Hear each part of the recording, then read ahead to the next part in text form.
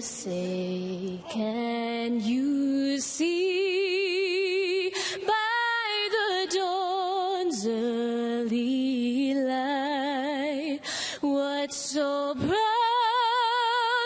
we hailed at the twilight's last gleaming, whose broad stripes and bright stars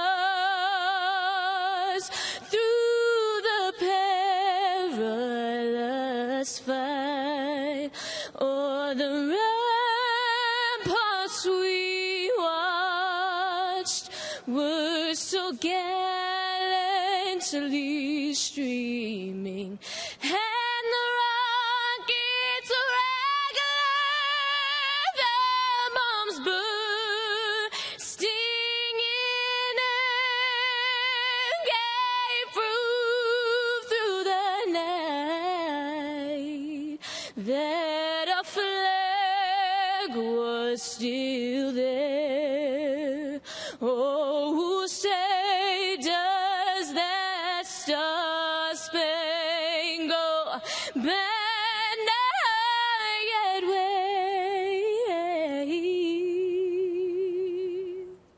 o'er the land of the free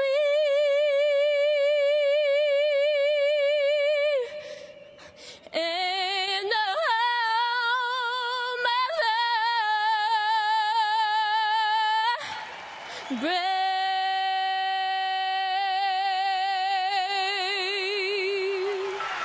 Alyssa Curcio, ladies and gentlemen.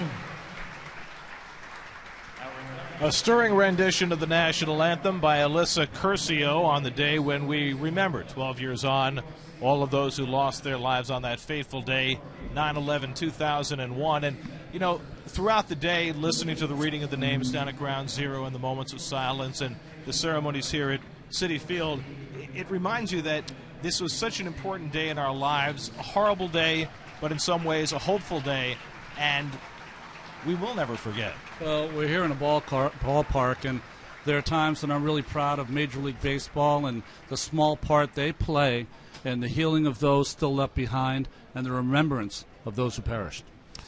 Well, you know, this is always a solemn day, and it always should be a solemn day, and I think it's important that we never forget what happened. We've all, us three here, have lost friends that day in the towers, and it's a day that I always, you know, take a moment, just think about it and say a prayer for the families and the people that lost their lives. And it certainly is a day that changed the nation, but more importantly, the city of New York forever.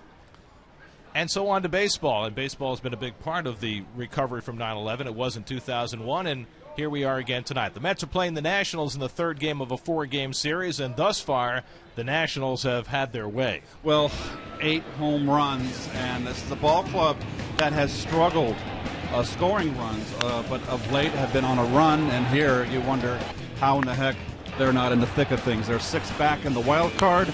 They've bombed 8 home runs. Jason Worth has just thrust himself into the batting title hunt, hitting .328. He's hit 2 home runs. He's 5 for 9 in the series with 2 doubles and 2 home runs, 5 RBIs. He's just been red hot here. First time in a long time the Mets have absorbed this kind of barrage in back-to-back games. And the cookie topper, the former Met, Scott Harrison, hitting the 2-run homer to put the game away in the game yesterday. And so the Mets will have to try and find a way of holding down this suddenly hot Nationals offense, and that task goes to Zach Wheeler. Well, Zach Wheeler coming off a tough start, but the one thing you've learned in the 15 starts he's had in the major leagues, he belongs here. He's got the stuff here, he's got the makeup to be here, and he's going to have a tough role to play against the Nationals today. On the other side for the Nats, the guy who's been the weak link in their rotation this year, Dan Herron. You know, they signed him to a big contract. He's a guy that's a perennial 15-game winner, a guy that always makes 30 starts or more. This has just been a down season, especially the home runs he's given up this year. So it's the Mets and the Nationals on the night when we pay tribute to all of those who lost their lives and all the heroes of 12 years ago. It's the Mets and Nats at Citi Field on SNY.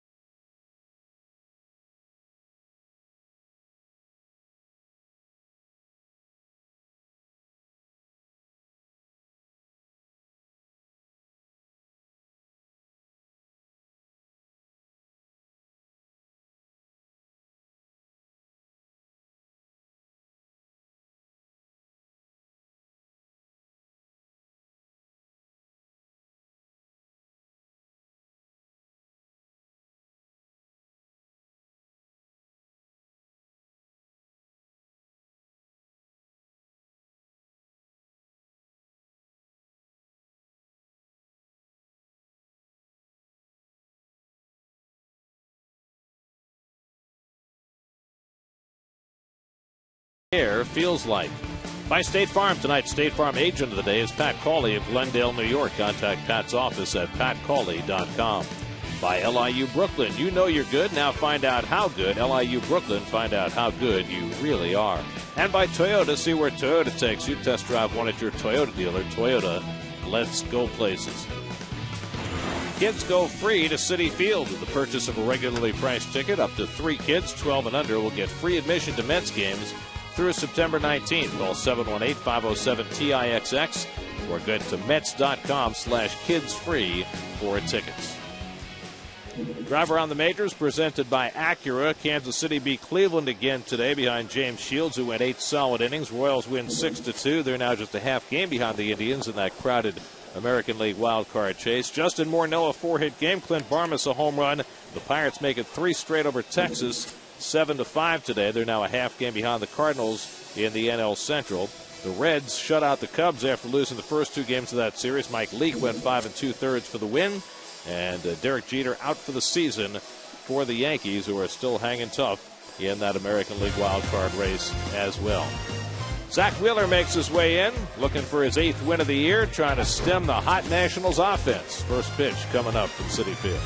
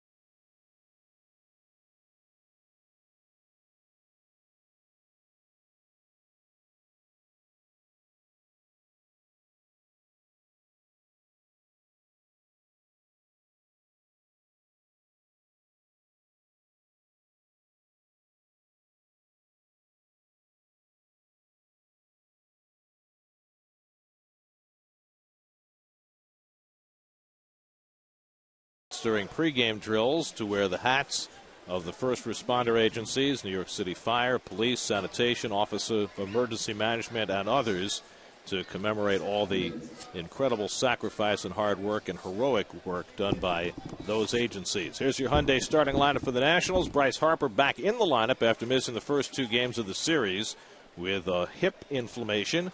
He's hitting cleanup for the Nats, who go up against Zach Wheeler tonight. Well, Wheeler's 15 starts. The Mets are 10-5 in his starts. The guys to look out for: Span's 4 for 6, leading off here, and Worth has a home run off Wheeler. First pitch of the night to Denard Span is taken high, and we're underway. Span riding a 21-game hitting streak, 4 for 9 in this series, including a double and a home run. He and the rest of the Nats have been raging hot with the bat, something they waited 4 months to happen. A ball and a strike, and as Ryan Zimmerman said after the game last night, we probably waited too long, but we're going to give it a shot here. 6 games out with 18 games left to go in their season. Zimmerman on deck, Jason Worth behind him. Wheeler coming off a 5-walk outing against Cleveland last Friday night. And Span drops one into left field, and he has himself another base hit. He's getting every manner of hit. He now has a 22-game hitting streak. And 5 for 10 in this series. And he's the guy that got the ball rolling with the home runs in the first game, the leadoff home run. So now Ryan Zimmerman, 1 for 7 in this series, including a home run in the opening game on Monday night. 6 home runs in his last 8 games.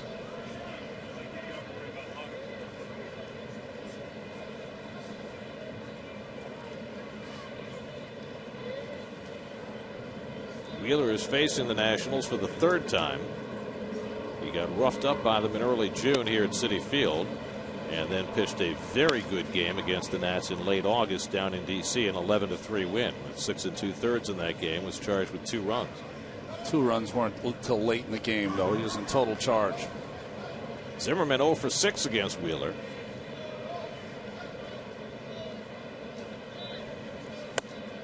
And Zach misses outside at 96, 2-0. Ronnie, you like this umpire crew, don't you? Yeah, they're pros. They've been around a long time. This umpire behind the plate is the one that will call less strikes, James Hoy. A little tighter zone. I'm just a huge fan of John Hirschbeck. A great guy, does a lot of work for charity. Bob Davidson, boy, he was umpire, Keith, when you and I played. Yep. Bob was a young'un coming up. I was a Cardinal when Bob came up. Wheeler behind 2-0. And Zimmerman pops one up. Satin coming down to call. And that's the first out of the night. And we'll take a quick look, a quick Lexus look at the Mets defense. And lo and behold, Mr. Tejada, how about that? Back, joined the club yesterday. Gets his first start since his recall a couple days ago. And it's nice to see. Big opportunity for him here to play. I'm sure he'll be out there every day. 3.5 months since his last game in the major leagues. Hurt his quad, got disabled, then was optioned down to Las Vegas, played 60 games for Vegas, and now finally back in the lineup. Here's Jason Worth, who has really written a story over the last couple of months. Worth now leads the National League in slugging percentage. He's 2 points off the batting lead, and he's 4th in on-base percentage. 5 for 9 in this series with 2 doubles and 2 home runs, and Bryce Harper waits on deck. And Worth takes a strike. They make the unlikeliest of runs, the Nationals. All of a sudden, that murky picture of who's MVP in the National League will be that right fielder, Mr. Worth. You know, I've talked to some people who have votes in the MVP race, and they discount Worth right now. But if he has a Yastrzemski-like September, and you know what I mean by that. I do, 1967. If he's going to get it, it's also going to be a miraculous run by the Nationals. If they get in the playoffs, then that's really going to give them a boost. Yeah, they don't necessarily have to win, but they have to get close in the final days to give him a chance to be in the discussion. And he rips one to left, but this will stay up for Young, and it beats him and goes over his head. Span to third. He'll be held up there. It's another extra base hit for Jason Worth. The ball misjudged by Eric Young. 5th extra base hit of the series for Jason Worth. 3rd double to be exact, to go along with the 2 home runs and 1 single. Now 6 for 10 in this series. And this one was a laser beam.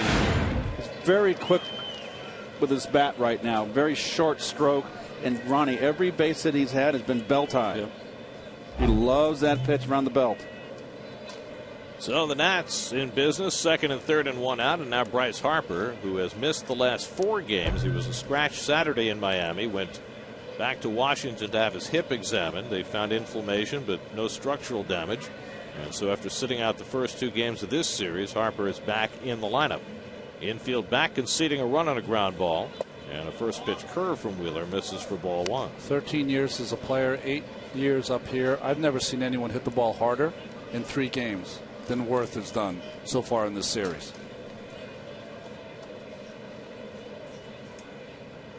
Harper with 19 home runs on the year, but only 49 RBIs. Hitting just .211 with runners in scoring position this season.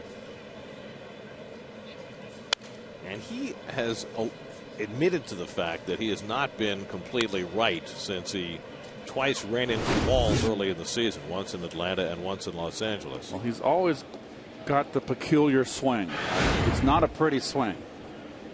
The kid in California, the other rookie of the year last year, he's the one with the beautiful swing. Mike Trout. Oh boy, he is some kind of player. But you know, go ahead, Gary. I was just going to say the problem for Harper is his left hip, and they're more concerned about him in his swing than they are with him running bases or running in the outfield. Well, he's labored mightily against left-handers this year to hit the pile on the negative on him, but 198 with only 2 home runs against left-handers. And the positive side is, of course, he's hitting over 300 against righties. Well, let's not forget, he's 20, still learning to play the game, and at some point he is just going to crush National League pitching. Hey, not a bad sophomore year. Well,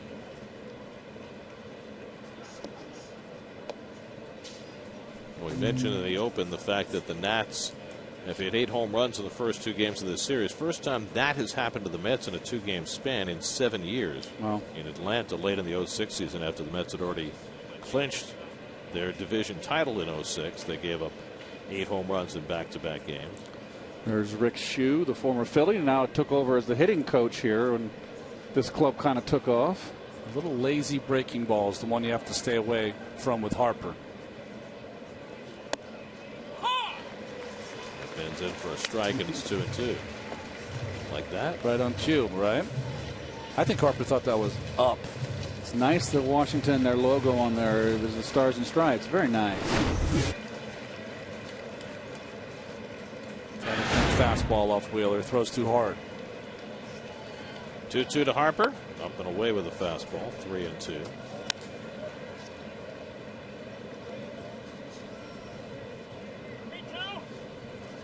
Wheeler's last start up in Cleveland, he only went 5 innings. Gave up 3 runs. Remember, Gary, he got hurt in the fastball away. I felt didn't pitch inside enough to left-hand hitters. And walked 5 in that outing. 3-2, and he gets Harper upstairs for the second out. There's a big strikeout early for Zach Wheeler. 2 out, runners stay at second and third. Well, got to get a runner in here. You got a young hitter, who's just come back, is anxious to drive in runs, swings at a pitch out of the strike zone. So 2 out, and it's left to Ian Desmond, who's 1 for 8 in this series. Desmond has been pulling off the first 2 games of this series. Another guy with 20 home runs on the season. Boy, he's some kind of offensive player. I like this kid. If you remember, in Wheeler's last start in Cleveland, the Indians loaded the bases with nobody out in the first inning, and Zach escaped with only 1 run scoring. And that's been kind of the pattern for him. The opposition this year going into the night, 179 with runners in scoring position. He's found his way out of trouble. Even better with 2 outs. Well, those are the things you like to see in a young pitcher. And he gets ahead on Desmond with a fastball 0-2. Well, he popped him inside twice. Beat him with the foul ball the first time in this one. Nice action. Late sink. Desmond's a high ball hitter. 58 extra base hits this year. That's tied for 7th in the National League. Desmond's had himself another fine year. See the special caps with the flag on the side, which every team in Major League Baseball is wearing today. Here's the 0-2. Got him! Back-to-back strikeouts for Zach Wheeler. And the Nats strand 2 in scoring position. Another fine escape for Zach Wheeler in the top of the first.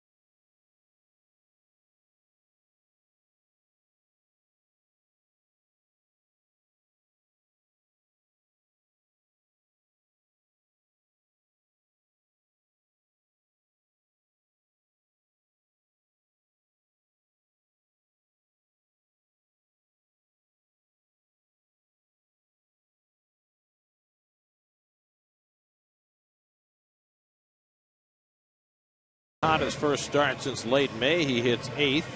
Matt Dendecker has swung the bat very well last night.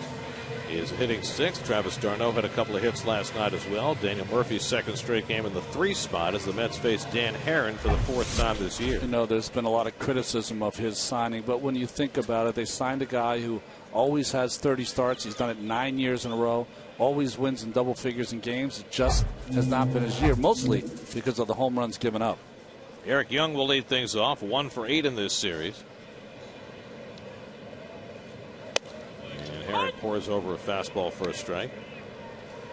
It'll be Young, Lagares, and Murphy for the Mets in the bottom of the first against Herron, whom the Mets have beaten up twice in 3 tries this year. He had a really good start as Young went around on that half swing against the Mets in late July, a game in which it seemed like he got away with a lot of stuff, but it sort of got him going, and for a month he had kicked it in gear, and he was the kind of pitcher that the Nats thought they were going to get. Then he faced the Mets again 2 starts back, and the Mets knocked him out in the 3rd inning. And then the Marlins beat him up in his last start. He's gone back the other way. And he throws the off-speed pitch to get Young on 3 pitches for the first out. That's a split finger. Yep. Yeah, he's got a good split finger that he'll throw. That's his best pitch. And it's now time for your Coors Light Nationals defense. And what are we featuring tonight? Well, Bryce Harper, how about that? He's back in the lineup, as Gary said. Span and Worth round out the outfield. Rendon has been the young guy there that they're kind of high on at second base. While Lagares sitting second in the order for the 2nd straight night. 0 for 6 in this series. 0 for 11 since his 12-game hitting streak came to an end.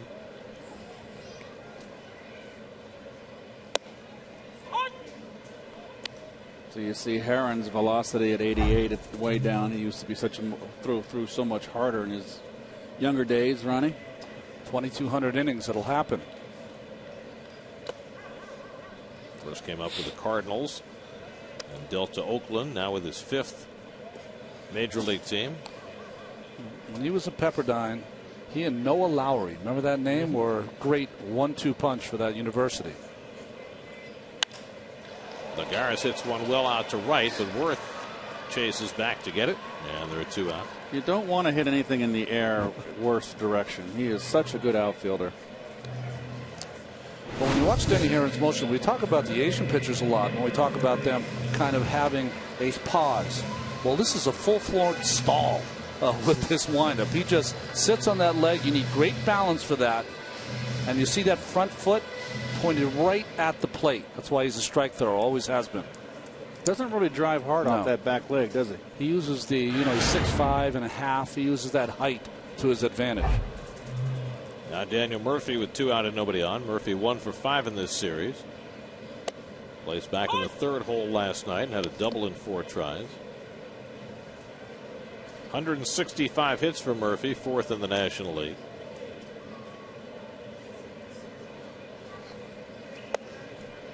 You're talking about that Pepperdine team with Herron and Lowry. Yeah. The second baseman on that team was a kid named Danny Garcia, who played a little bit for the Mets. That's right.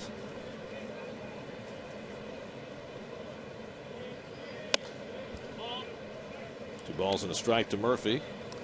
This is where you want to see. What's Herron going to throw? 2-1. Keith mentioned 88 miles an hour. He's a guy that has to get his breaking pitch over when he's behind in the count. He's going to go with fastball here. Murphy fouls it down the left side. It's interesting. Defensively on the infield, the Nationals on the right side of the infield really kind of playing Murph. You just Rendon a little bit shading him as a pole hitter. But the outfield, we've seen a lot of it in baseball going around the National League. Outfield playing a slight shade to the opposite field. And why not with Murphy, who's hit more balls to left field than anybody in the major leagues this year. And Harper playing a very shallow left field, as well as the whole outfield's very shallow. Lucas Duda getting cleanup tonight, waiting on deck. 2 out and nobody on, 3-2 to Murphy. And he tops one up the first base side. Herron lets it go. LaRoche with the glove flip, and they get the out on Murphy to retire the side. 3-1 on the putout. LaRoche showing off the gold glove. Perfect. See how it's made for a left-hander?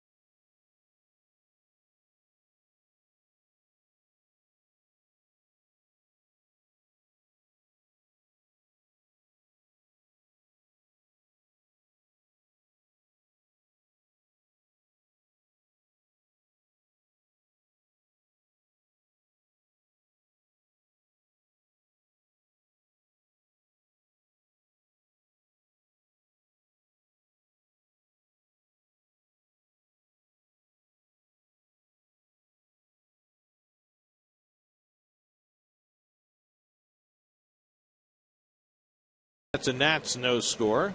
Zach Wheeler worked out of a second and third one-out jam with a couple of strikeouts in the first. He'll take on Adam LaRoche leading off in the second. LaRoche 2 for 6 in this series, including his 19th home run of the year. And the Mets put on the full shift against the lefty slugger.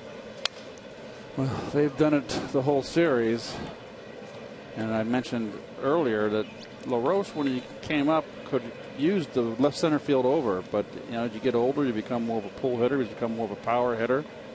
And it makes him a little more predictable. Keith, I saw James Hoy and Adam LaRoche. What's the conversation that you have when you go up to the plate? First time? Yeah. How's it going? How's your family? That kind of stuff? No. You don't ask that.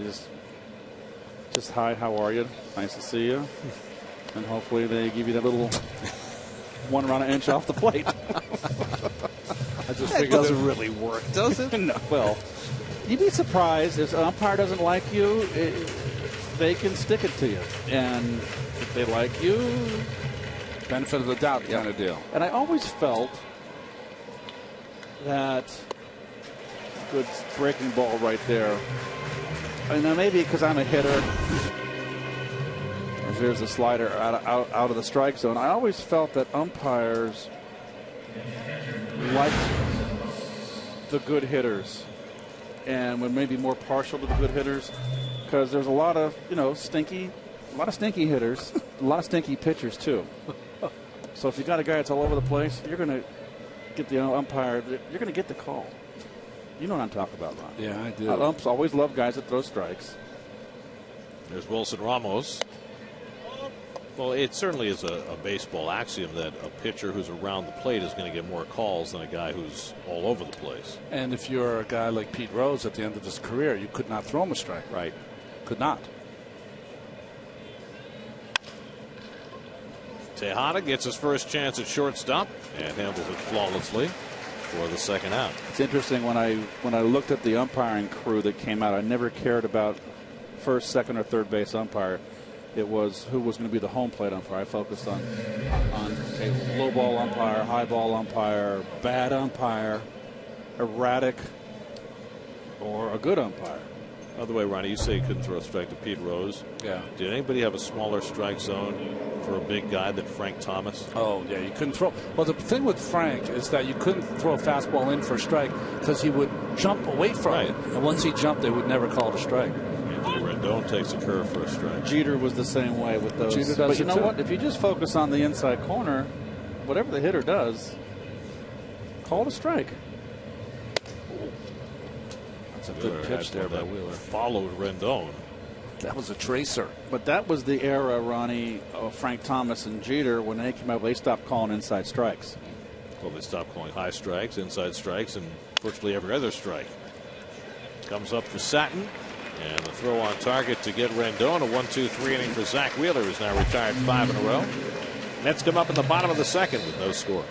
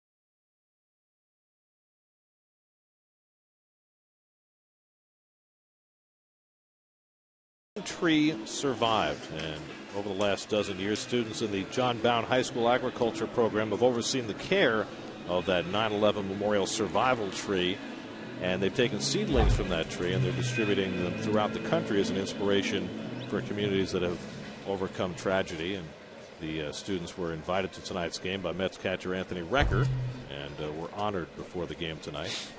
Lucas Duda leads off for the Mets in the home second and fouls one at the plate.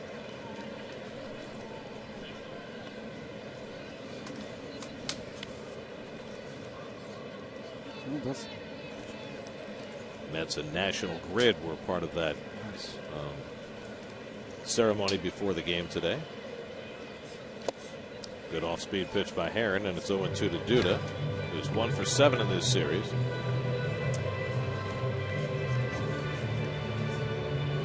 Duda, Satin, and Dendecker for the Mets in the second against Dan Herron, who had a 1-2-3 first. And he picks off the inside corner to get Duda. Second strikeout for Herron, 1 out in the second.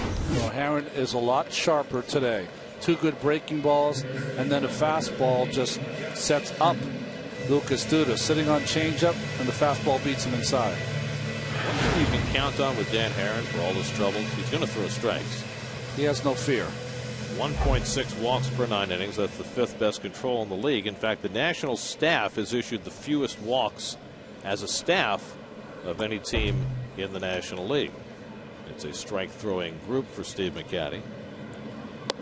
I was talking to Steve McCaddy. They do what you're supposed to do. They work quick. They change speeds. One of the great things about this team is that they got a lot of talent too, so that helps the guys like Zimmerman and Strasburg. Well, they pitched well all year, with the exception of Herron, who's had a rough go of it. And now the offense is contributing, and all of a sudden they've won 21 of their last 30 games. Josh Satin 0 for 3 in this series. And a cutter from Herron, 1-2. It's interesting in that lineup, the 3 left-hand hitters. They got Span in the offseason from Minnesota, left-hand hitter. And, of course, LaRoche had the big year last year, as well as Harper. They're all hitting under 200 against left-handers this year. They're vulnerable to lefties.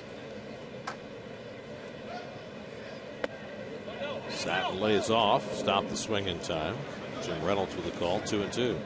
Satin playing third base tonight. Justin Turner played there last night, had to come out of the game when he tweaked his hamstring while scoring a run. Turner had an MRI on the hamstring today, just a mild strain, and they say he'll miss a couple of days.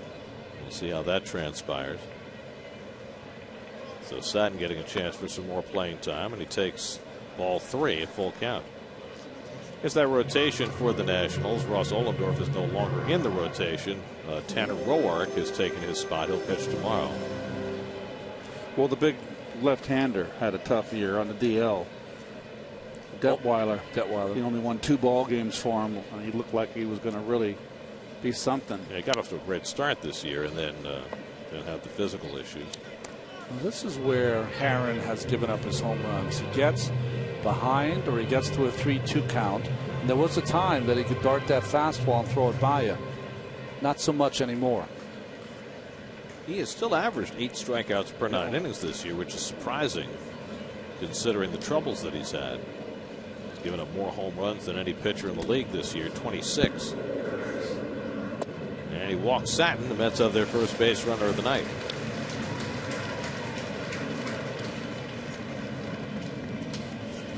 Dan Herron does not miss starts.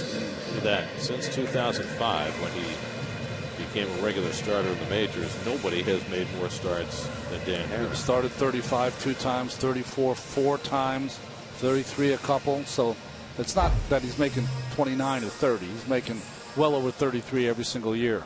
Here's Matt Dendecker, 1 for 3 in this series. And a 2-run single in the game last night. And the last time up, with 2 out and nobody on in the 8th, hit one halfway back on the warning track and right that was caught.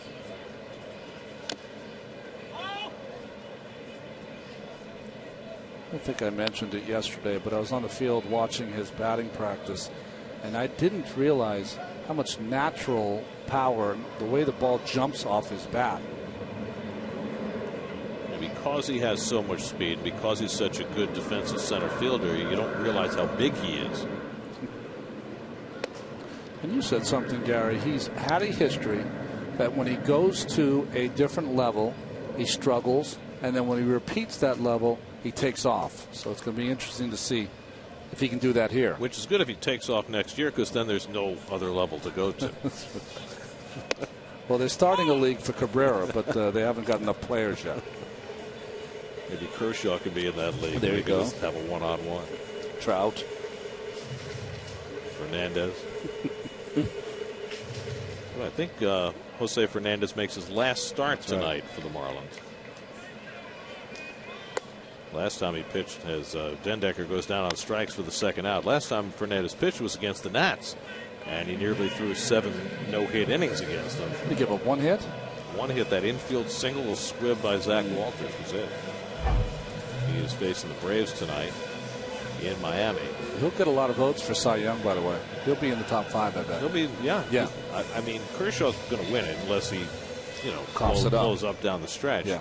But Fernandez, Harvey, they'll be right in the middle of that balloting. Here's Travis d'Arnaud, 2 for 7 in this series. Both the hits came last night, and he takes a high breaking ball for a strike. He got his base hit. His second base hit was a line drive to right center field. He's been pulling off a little out in front, pressing, and I thought made some progress last night. Went 2 for 2 against Herron when he faced him last month in D.C. Interesting, Herron. If you've seen him, he's almost like he's quick pitching the hitters from the stretch. Takes his time to his belt and then really going quickly. How do you do that without balking with Bob Davidson? Well, he's definitely waiting long enough, but I think that he's really deliberate in going back, waits for a second, and jumps at the hitter. Yeah, you got to be careful with Bob, right? Mm-hmm. Nobody is more quick on the balk trigger than Bob Davidson. It's become his trademark. When Bob came up, he had hair. So did I. It's the 1-2. Little tapper back to Herron. And that retires the side. So a walk in, 1 left. We've played 2 now at Citi Field. Mets and Nats, no score.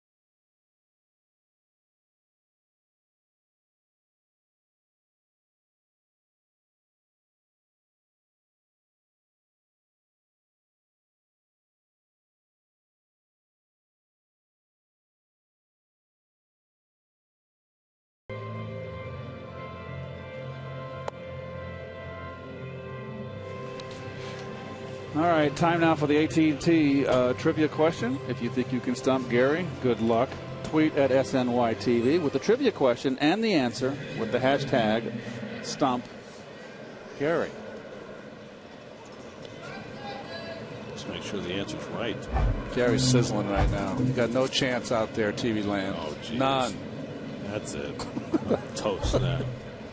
Dan Herron, one of the better hitting pitchers in baseball, takes on the outside corner for a strike. Lifetime .217 hitter with a couple of home runs. Couple of home runs. He had 1 year when he had 10 RBI.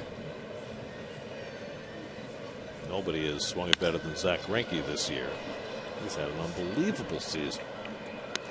Here's a guy that's going to get some Cy Young votes also. Yes. Of course, he'll be overshadowed by his teammate. Kind of like Ryu in the Rookie of the Year balloting will be overshadowed by Puig. Yeah. Here's the 0-2. And it's flowing outside. But I have to believe that the voters are going to favor Jose Fernandez in that Rookie of the Year balloting. He's just been so dominant, especially over the last 2-3 months. Without the baggage, too. Aaron jogging, so Murphy takes his time. One away.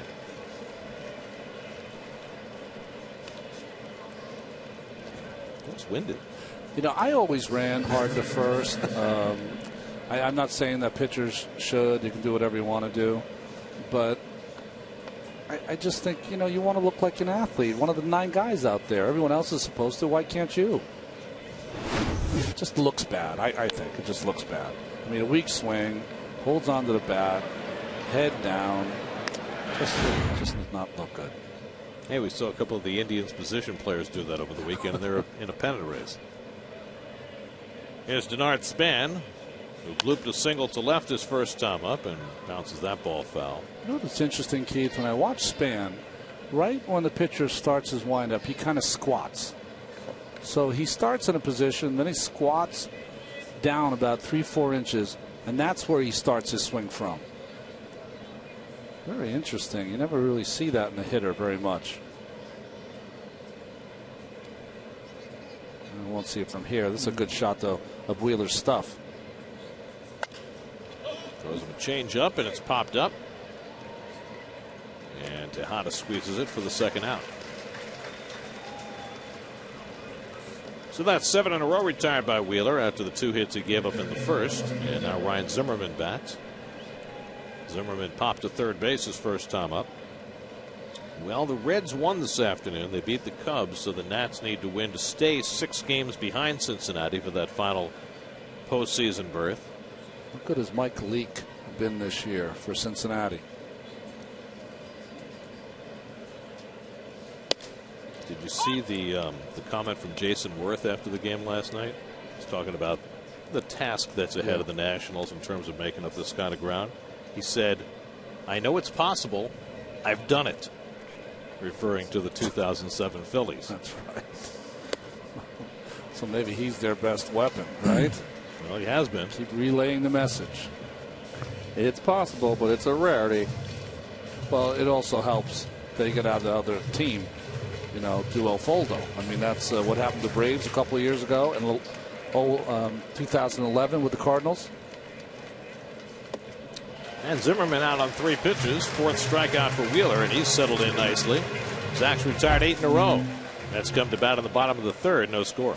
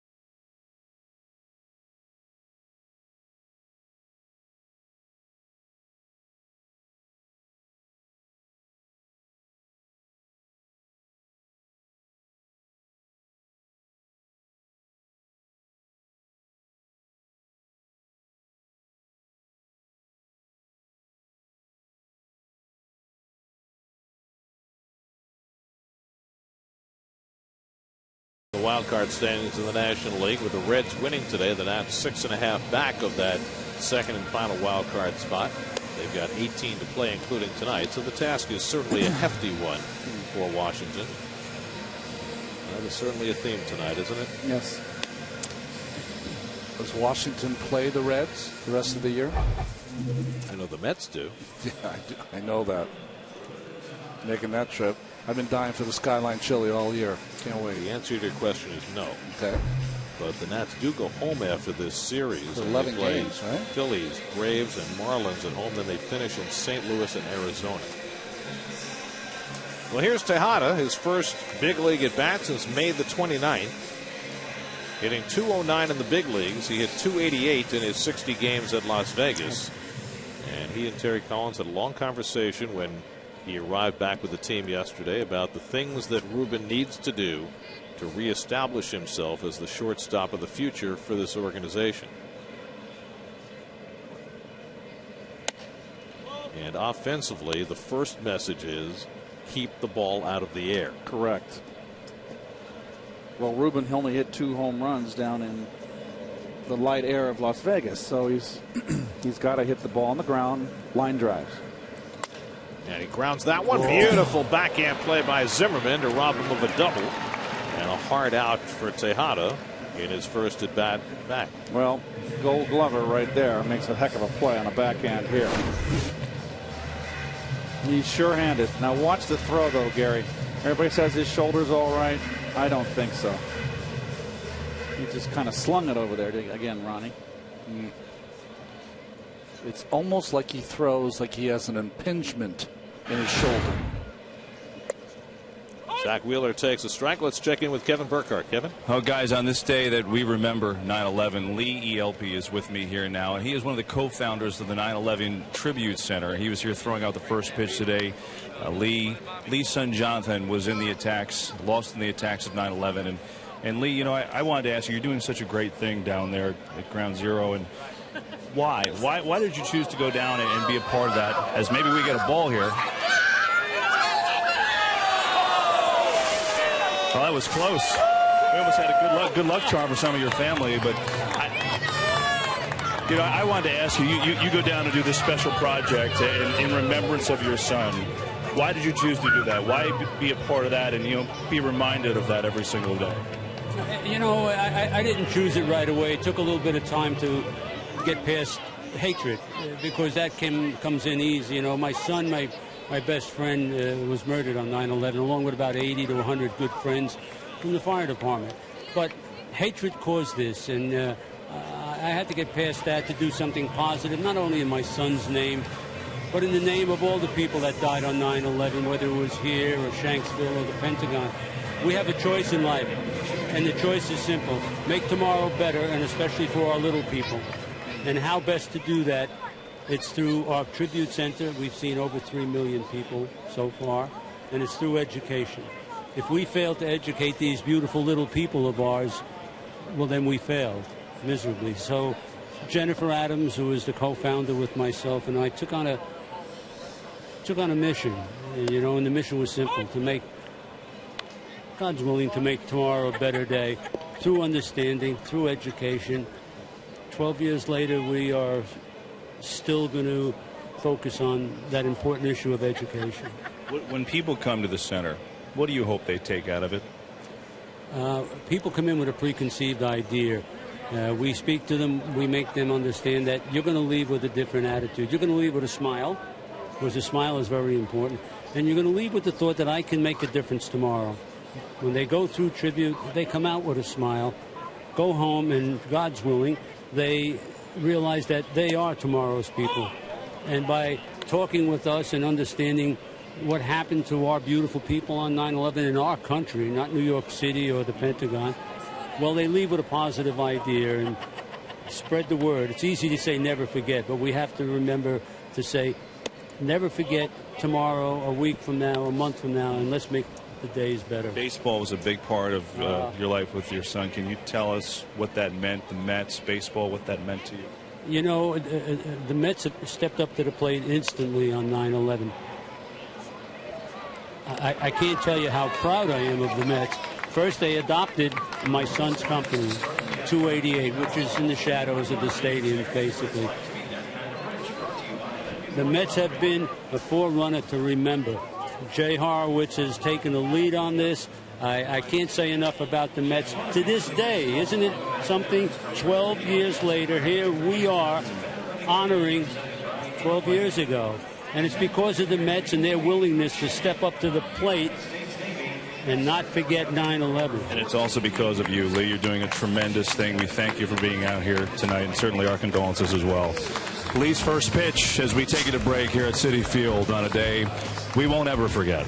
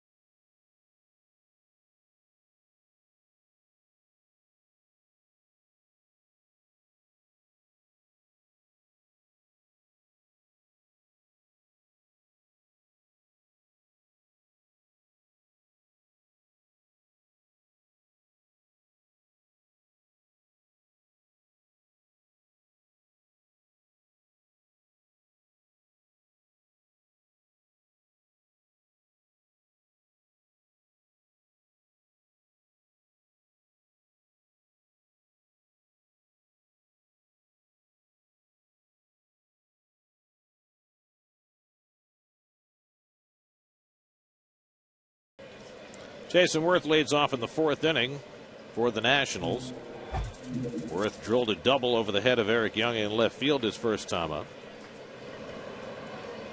Since then, Zach Wheeler's retired 8 in a row without the ball leaving the infield. 4 ground balls and 4 strikeouts. And Worth takes the lone away for ball 1.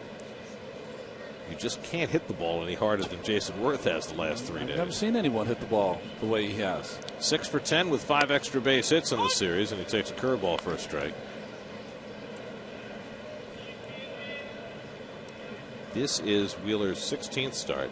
He's up to now 91 big league innings to go with his minor league work, as Worth finally doesn't hit a ball hard, and Murphy makes the play. And here is Wheeler trying to get to the end of the season for the first time in the major leagues. And every time you're pitching in September for the first time, that's big.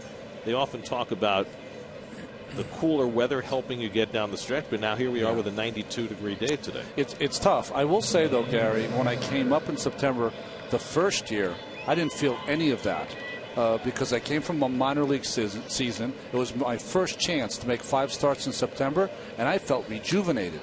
That being said, my first full season in the major leagues, the first 5 months were a cakewalk. I got to September, and what it was, it's not that I had pitched any more than the year before, but I had spent the whole year getting big league hitters out, which is a whole different story than getting AAA guys out. It's not it's physical, definitely, but the mental part of the game, I don't think you're ready for, and that is the grind of a season, and just, you know, who can keep their attention going the longest are the better players. That's the funny part about Wheeler, isn't it? Because he's talked so much about being tired, so clearly that is there, and you look at the results. He's been terrific. If I were his pitching coach, Dan Worthen, I would say, Zach, listen to me. Whatever you feel, don't let anyone know. Right. If you have to lie, you lie. But never, ever say that you're tired. If someone says, are you tired? No, I feel great. I feel good. It's been injected in them now. It's part of the game. Harper bounces one slowly. Satin, the overhand throw, not in time. Satin just took too long. And Harper, bad hip and all, beat it out for an infield hit. Got to know your runners. got to charge it a little bit more aggressively when you got a fast runner. And he beat it, and that's just hustling. He's safe. Whoa. How about that? Look and listen. He was out. Yes, he was. Jim Reynolds with the call at first. Bang, bang play. Harper gets the benefit. Third hit off Zach Wheeler tonight. And now Ian Desmond, who struck out his first time up. So Wheeler retired 9 in a row. And that one goes off the mid of Darno, and Harper races for second. So a mishandle by Darno. That'll be scored a pass ball, allowing Harper to move up. You know what? He was fooled by two things. The fake bunt by Desmond, and also, see where his eyes were? They were on first base. He was going to throw that ball to first behind Harper. He was worried about a steal, and also that ball had a late sink on it. Take another look where his eyes are. Yep.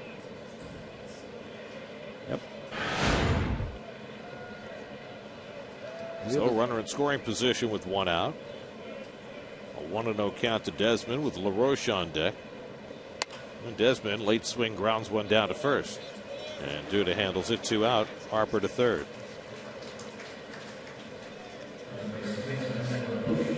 Well, this is what Wheeler has done coming down the stretch of the season last month. It's pretty amazing for this kid. The Much Herald came up with everyone thinking that he was going to be the greatest, and he almost lived up to it. He's been fantastic. Stay tired.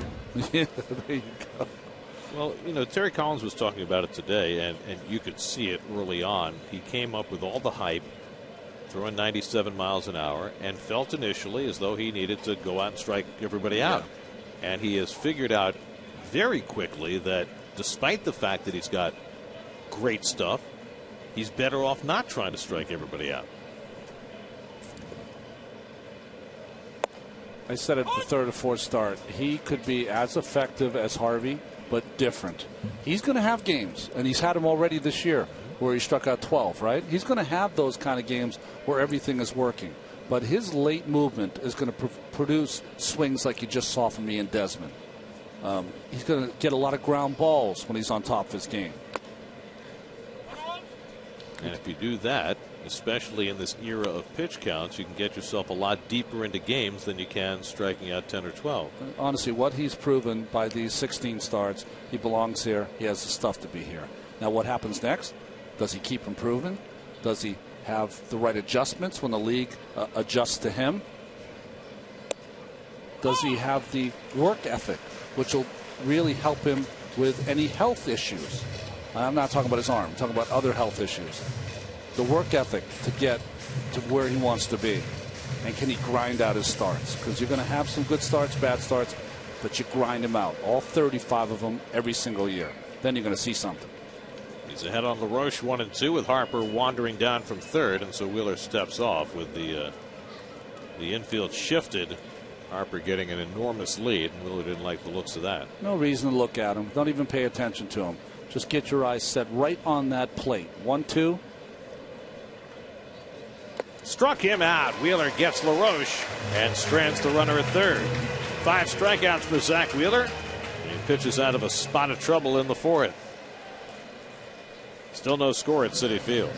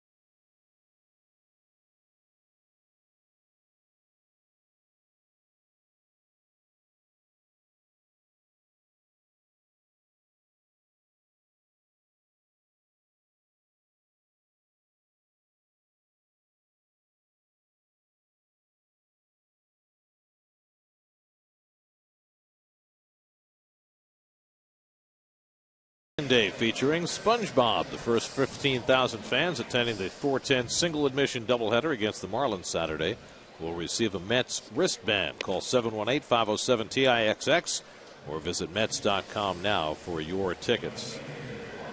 Dan Herron has held the Mets hitless over the first 3 innings. The Mets have had just one base runner, a walk to Josh Satin in the second. Juan Lagares will lead off in the home fourth. Lagares flied to right his first time up.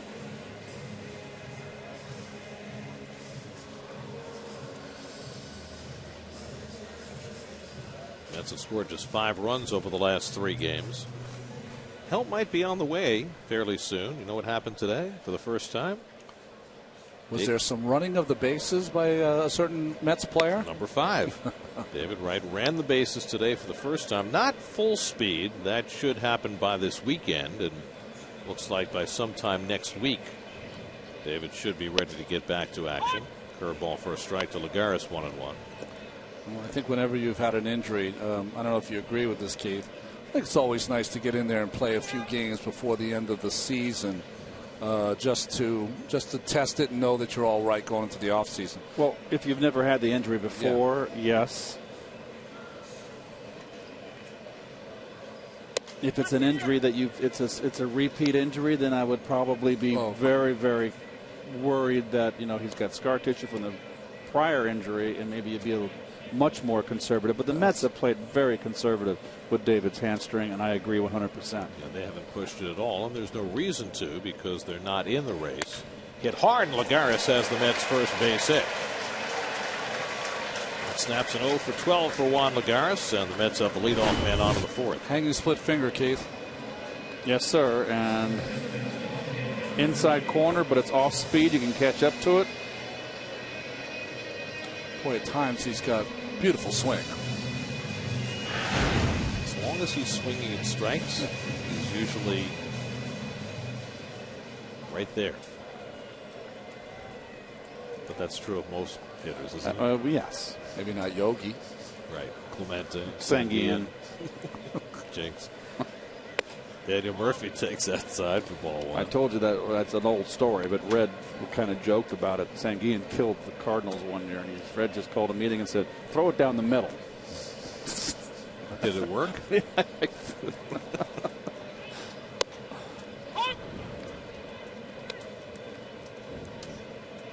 Ozzie Guillen was such a good bat ball hitter.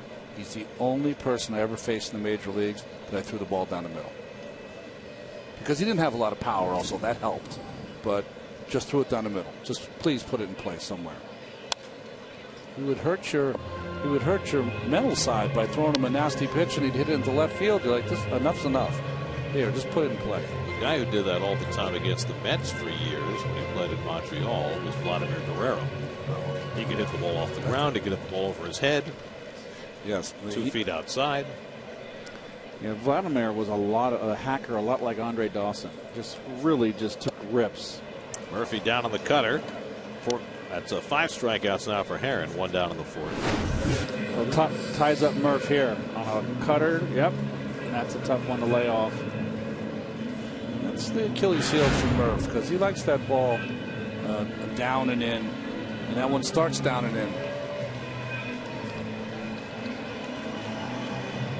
Now Duda with 1 out and 1 on. Lucas was caught looking his first time up.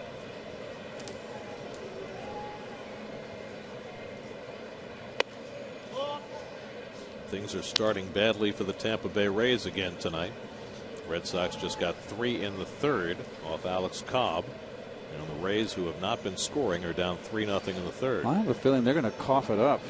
Big John Lackey pitching for the Red Sox. I think it's Dempster tonight. Oh, 46 is Dempster. You're right. And Boston has a magic number of 10 for clinching the American League East. They can reduce it to 8 with a win tonight. They've won 19 more games than they won all of last season when they had 69. Duda pops one up into shallow center, racing in his span. And that's the second out. How about this? If Tampa Bay loses tonight, you know who's only 2 games out of the wild card? The Kansas City Royals. Yep. You know, everyone talks about Pittsburgh, Pittsburgh has not been in the playoffs since 1992, and I know it comes from not having a winning record. Kansas City Royals have not been in the playoffs since 1985. They won the World Series that year. Wouldn't that be something? Both teams make it. Well, Kansas City, when we saw them, what's that, about 6 weeks ago, they were playing well. Then they lost 7 in a row, and they were done. But now with their win today, they're 13-5 in their last 18 games, and they're right back in it. James Shields has made a huge difference for that team, and he got the win today.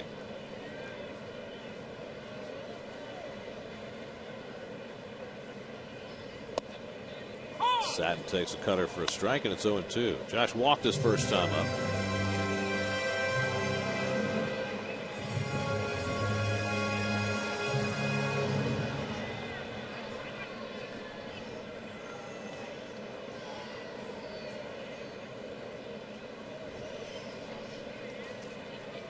There goes Lagares.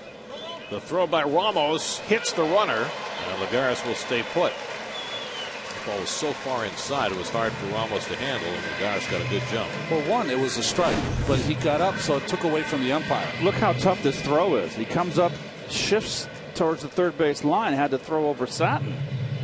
And Satin was completely in the way, but it's not interference because he was standing there. He hits the calf of Lagares. Oh. Or maybe the ankle. That's okay. It's his 6th stolen base of the year, so the Mets have a runner in scoring position for the first time. Ramos threw out 2 last night in the 6th and 7th innings of a 1-run game. He got Dendecker and Young. Strike 3 called. Got him looking at the changeup. And so Herron with 2 strikeouts in the inning. 6 in the first 4 innings for Dan Herron. And the Mets strand a runner. No score after 4.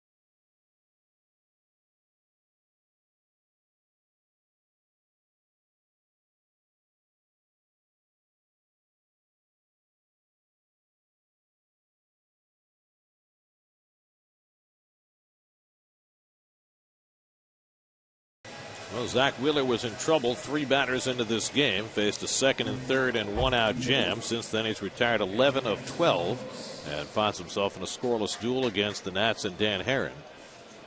Lower third of the order, Wilson Ramos leads off for Washington. Ramos grounded out his first time up. 2 for 10 in this series, which is like a victory for the Mets against Ramos, who's hit over 400 for his career against New York. Well, what a game he had yesterday, Ramos, right? Drove in the 4th run, which ended up being the game winner, and threw 2 out. And for Ramos tonight, this is his 19th consecutive start. The Nats had a 2-headed catching tandem with Ramos and Kurt Suzuki, but they dealt Suzuki back to Oakland, and since then, Ramos has been playing every day. And so here he is, 19 straight games. The last 6 games, he has 3 homers and 12 RBIs. So he's not wearing down. I kind of muffed that up a little bit. He had the 4th RBI, but I forgot Hairston's 2-run home run. Point well taken, though.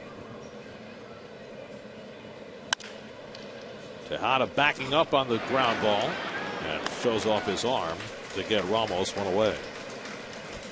1 out and nobody on. Anthony Rendon coming up. Let's check in with Kevin. Pedro Lopez has been managing the Mets system for a few years now. He's managed at every level through AA Binghamton, where he's been the last 2 years. This year, he had Binghamton 31 games over 500. They unfortunately did lose in the playoffs, but a great year. Good team chemistry, as he told me today. Just loved every second of it.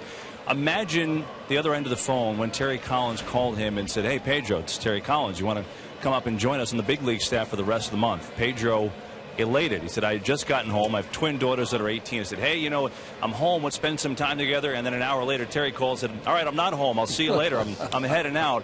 But there's significance here, not only because the organization thinks highly of Lopez, because he's managed at every level and won at every level, not because he managed in winter ball in Caguas in Puerto Rico this year and won the title in winter ball there, but because he was drafted by the Padres in 1988, a 21st round selection. He played minor league ball for 13 years, 5 of those years in AAA. He had never made it to the major leagues until today. Good for Pedro. That's fantastic. Lined into center field, a base hit for Anthony Rendon. And the Nats have their 4th hit off Zach Wheeler. So 1 out and 1 on. Well, of course, here's the rest of the story, which is that Pedro Lopez, the AA manager, is here for the rest of September. And Wally Backman, the AAA manager, is not. Well, to me, it's pretty obvious. You know, when Ike Davis was sent down, there were a couple of comments made by Wally, and he's a friend and my dear teammate. But when he said, "I'll have Ike fixed in a few games," that rivaled Rick Peterson's comment on Victor Zambrano. 1-4 on the sacrifice to Heron. You know, Ike was being sent down, and you know, Wally had some comments and appeared on a couple of shows saying that he was going to take care of Ike and his swing and all that. And listen, when you are the big league team is the big league team, but if you're in the minor leagues, it's a fraternity. We're all in this together. You're serving the big league team. Yeah, and let's not show anyone up. Let's not, you know, it's all about, you know, the whole effort. We're all in this together to try to get these players to play at a high level. You know, when you say you can do it very easily, well, that makes other people look at the hitting coach at the major league level, and that's just not fair. You can't do that. Runner in scoring position for Denard Span, who's 1 for 2. A soft base hit to left, leading off the game, which extended his hitting streak to 22 games. And he takes a fastball down the middle for a strike.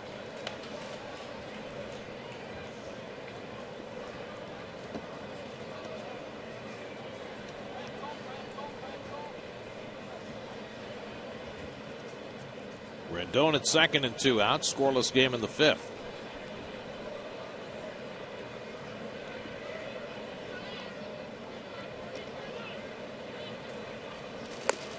Wheeler, true to his numbers, has been tough with runners in scoring position tonight. The Nats 0 for 4 so far. Eric Young in left field.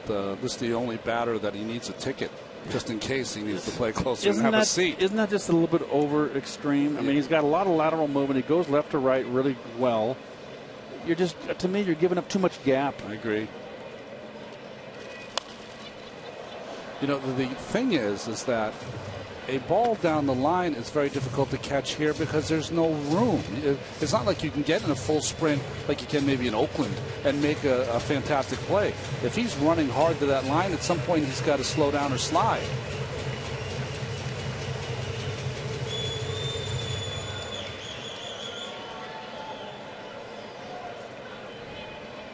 Well, the outfield defense with this trio out there is so much of an upgrade from the beginning of the year.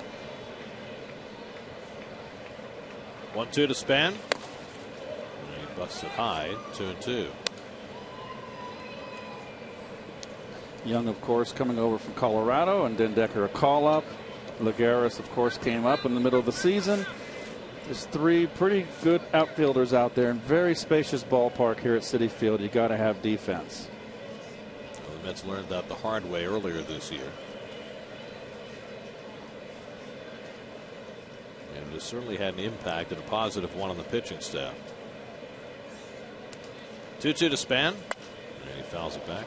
You're right, Ronnie. I think that it's a set position that Span gets himself in. There's Mr. Turner. He's nursing that tender hamstring. First time he's ever had a hamstring problem.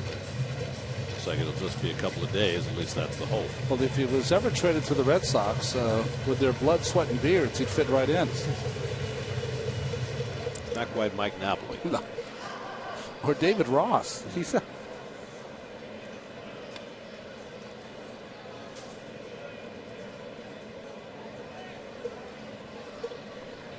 So Span's upright, Ron, and as it gets ready to throw, he gets into his crouch position. Yeah, it's interesting. But I guess to be in a crouch and hold it that long would be more difficult, right? Yep. And as a pitcher, is that a little distracting when a guy gets in a crouch that late in terms of the strike zone? Once you see him do it once or twice, Gary, you never see it again. Right. Yeah. It's interesting. So many signs here for Wheeler. He's really a two-pitch pitcher at the most part. I think if he's maybe trying to go with a change up here, he got him out before on a change.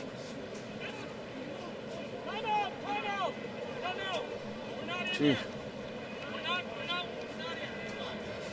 Davidson just called the balk, and Hoy overruled and said that Span was not in the box yet, so time was not in. Up, took one off your bedpost. Bob was unbalked. Ooh. That's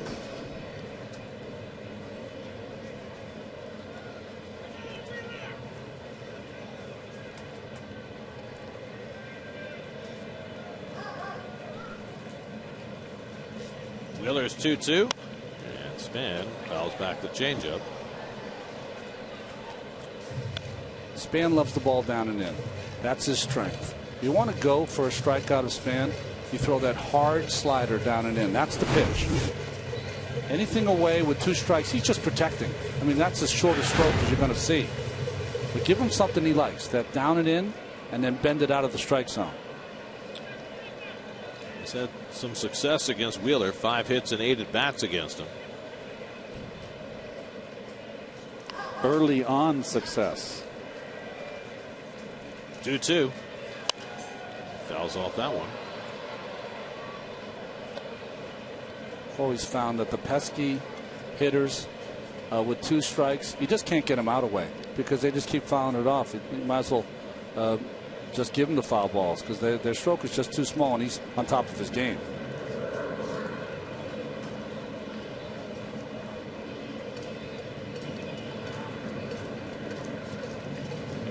Rendon at second and 2 out. This will be the 8th pitch of the at bat from Wheeler to Span.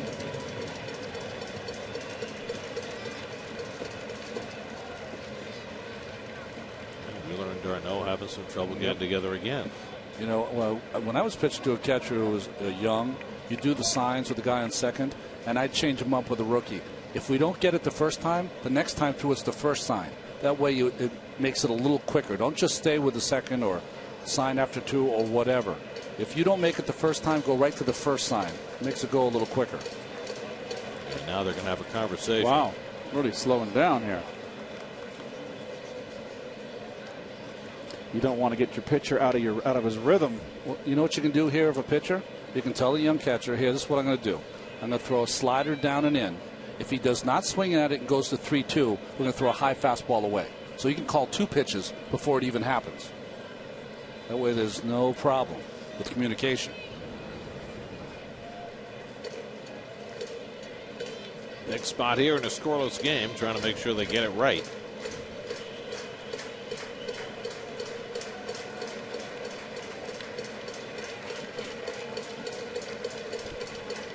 Not even going to bother with a sign after the meeting. 2-2. Just inside with a fastball and a full count.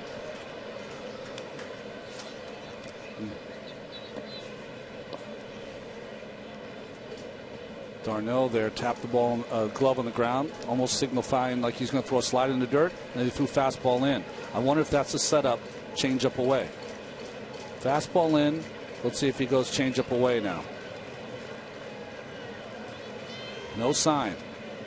This will be the 9th pitch of the at bat to Span. And the curveball got him. Strike 3 call. Wheeler wins the duel with Span, his 6th strikeout of the night. And the Nats strand another in scoring position. What a duel. Halfway through, still no score.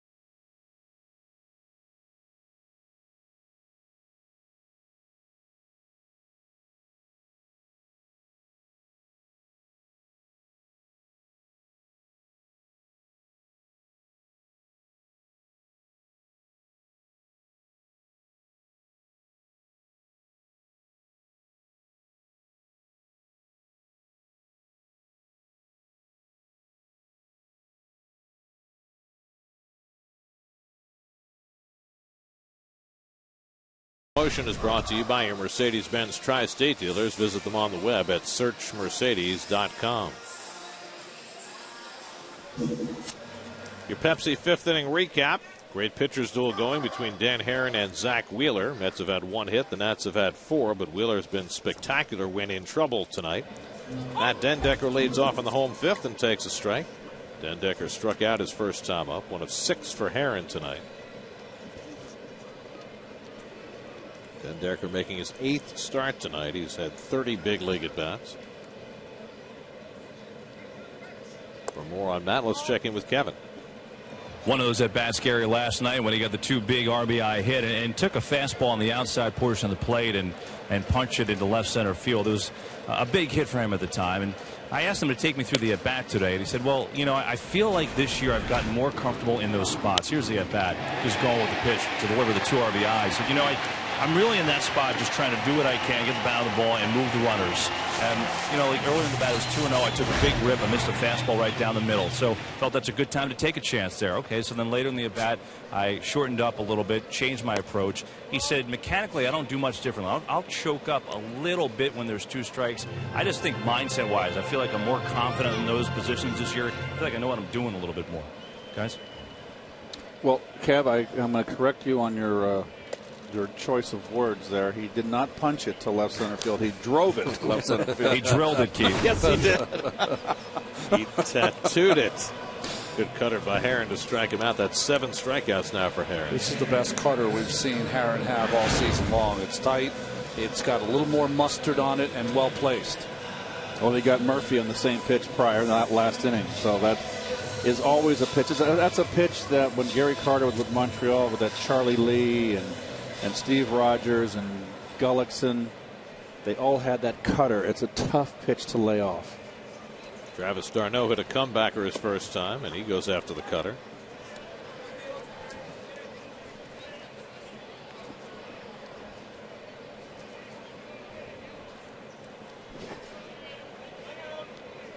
You know, Kevin, you're around these guys all the time.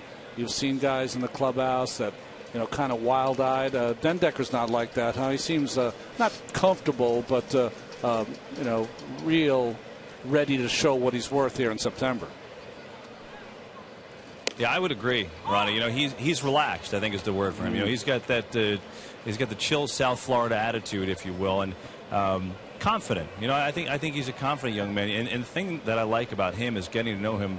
Got to know him in spring, and then really talking to him a lot since he's been up here. You know, he seems to have a good idea what he's doing. You know, he seems to have a plan. I don't think he's wide-eyed here at all, and I think that's a positive thing for him here in these few weeks that he gets the opportunity. I think two things work in Matt Dendecker's favor. One, he had a great spring training and was pretty close to making the team before he broke his wrist. As Darno hits one slowly, Zimmerman with a bare hand play, and he got him. Nice play by Zimmerman. He's made a couple tonight. Well, he and David Wright are two of the finest fielding third basemen in the National League. And David does that bare hand excellent, just as well as Zimmerman. And it makes sense that they both do it the same way, considering they were probably taught by the same people. Use the entire hand to pick up the ball and then try to get it to a couple of fingers if you can. It's more like a palm ball. Yeah, right. Here's Tejada, who was robbed by Zimmerman his first time up on a play to his backhand. What I was going to say about Dendecker, the other thing is he's 26. He's not a 21-year-old kid coming up to the major leagues. He is a more mature adult in his rookie season than most kids are. Yeah, and he's been through a lot with the injury, and like you said, he's had some stops where he hasn't had a good year, so he's had to work himself back into play. He's also done an interview with bubble wrap over him, and one when LaTroy Hawkins was throwing seeds in his face, That's 90 miles right. an hour, and he kept his poise, by the way. You know, that one you're talking about where LaTroy kept throwing the seeds at him, I thought that was as much aplomb as a rookie's ever had in the face of the sunflower seed attack. I mean, he didn't even smirk, Gary. I was impressed by that.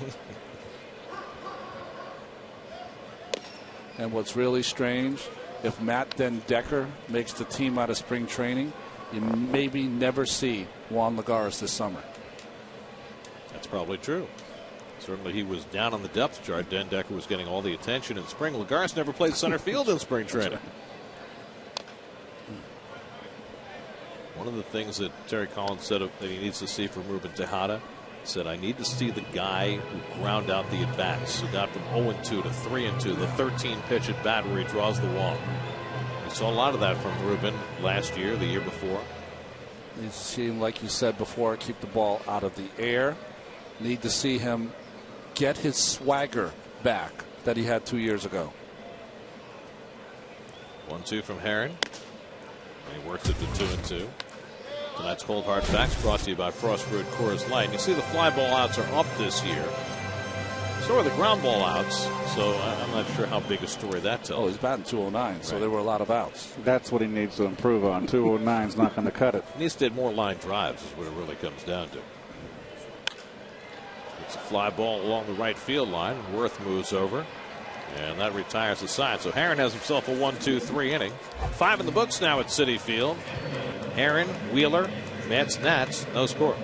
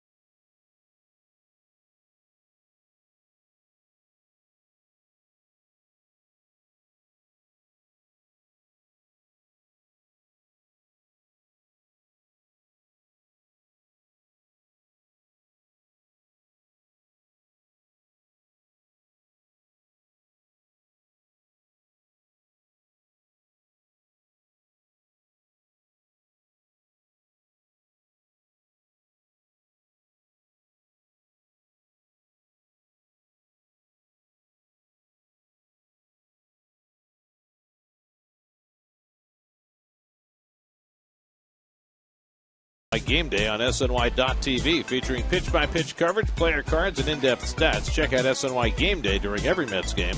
Now on SNY.TV, your online home of all things New York sports. Final game of the series tomorrow, a day game, Mets and Nats. Aaron Harang makes his Mets debut on the mound. Tanner Roark will start for the Nationals. Our coverage begins at 12:30 tomorrow, right here on SNY. Ryan Zimmerman starts the 6th inning of a scoreless game and takes a strike from Zach Wheeler. Zimmerman 0 for 2. He's popped to third and struck out tonight. Made a couple of fine defensive plays behind Dan Herron. Well, the Nats put on a home run barrage in the first 2 games of this series. 8 home runs in 2 ball games. Zimmerman had one of those. Zach Wheeler has now gone 36 innings without allowing a home run. That's impressive. You know, he's kept the ball down. That's the big key against these right-handed hitters. And on cue, Zimmerman hits one deep to left. And back at the wall is Young, leaps, and it's gone. A home run. How about that? Zimmerman goes deep, his 22nd of the year, and the Nationals take a 1-0 lead. That is their 9th home run in the first 2.5 games. Just keep your mouth shut, Ronnie. Both of us. Wow. 0-2 hanging slider. Yes, sir. That's all it was. Well, for Zimmerman, his 7th home run in his last 9 games. He has been in a power groove. Well, he hung it. Didn't get much break. Belt high right down the middle. And he got under it, but boy, he's strong.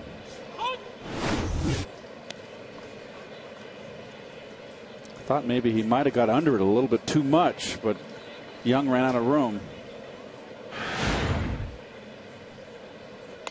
Worth lines one to left. Young moves over in front of this one, and that's the first out of the inning.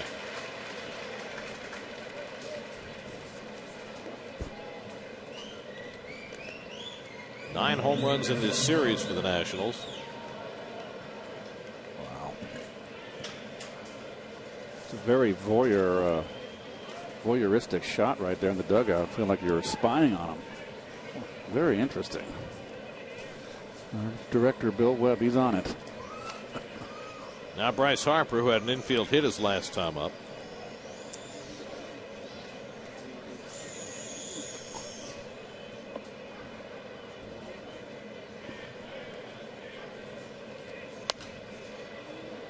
So the Nats have now hit 9 home runs in the series. The Mets have hit none. Yeah.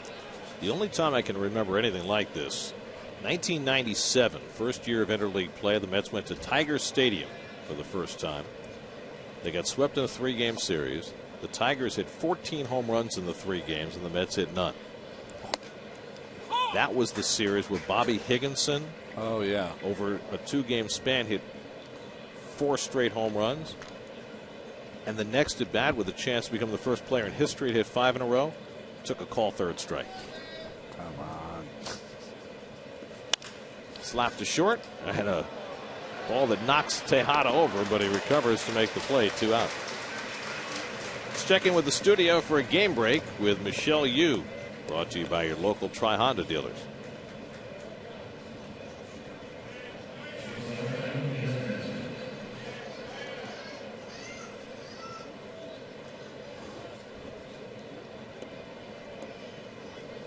Most importantly in that game, that's the last start of the year for Jose Fernandez, and he's working on a shutout so far. Here's Ian Desmond with 2 out and nobody on. Desmond has struck out and grounded out 0 for 2. Fernandez is putting together one of the best rookie pitching seasons in many, many years, when you consider that he spent the entire year in the major leagues. Remember, he made his first start against the Mets here the opening week of the season. A 2.23 ERA, second in the league behind Kershaw. For obviously a terrible team that's already lost 90 games, so the 1-loss record becomes almost irrelevant. But he's got a winning record. Not a terrible team when he pitches.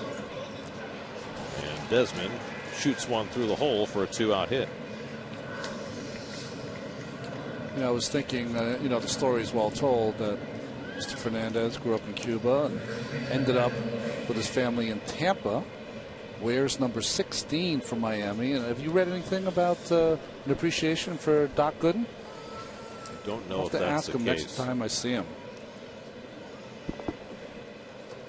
Well, there you have that defense again, and I still think that Murph is too much pull because you can have the first baseman come off and cover a little hole. You can get Murph a little, maybe 10 feet more off the line, off the outfield grass towards center. Needed that defense for Desmond's hit. Well, it's already cost LaRoche a couple of hits in this series. Today he's 0 for 2, struck out twice against Wheeler to exact 6 strikeouts.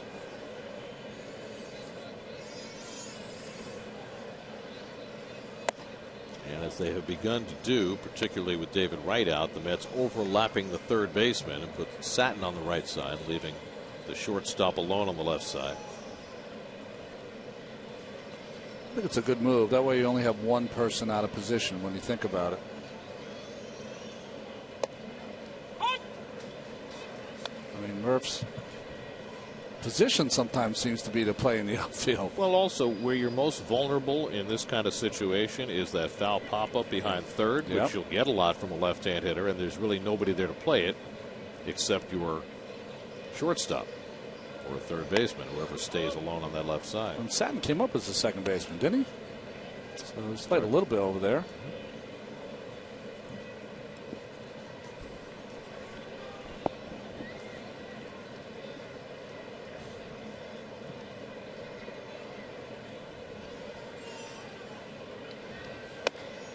Mm. 2-2 to LaRoche. No.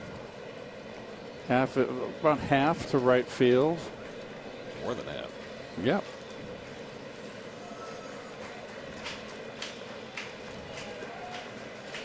Desmond at first and 2 out. 2-2 to LaRoche.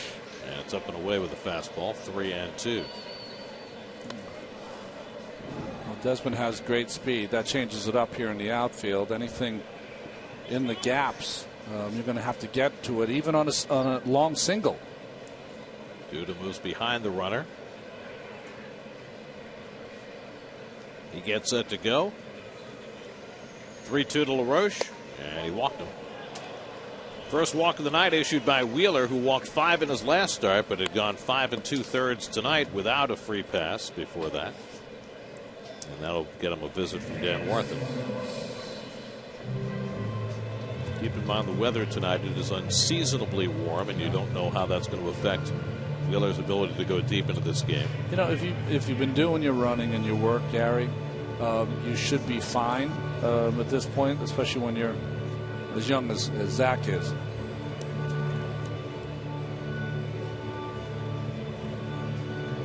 But with this inning, it's pushed the pitch count up a little bit for Wheeler. He's thrown 17 pitches in this inning, 81 for the night.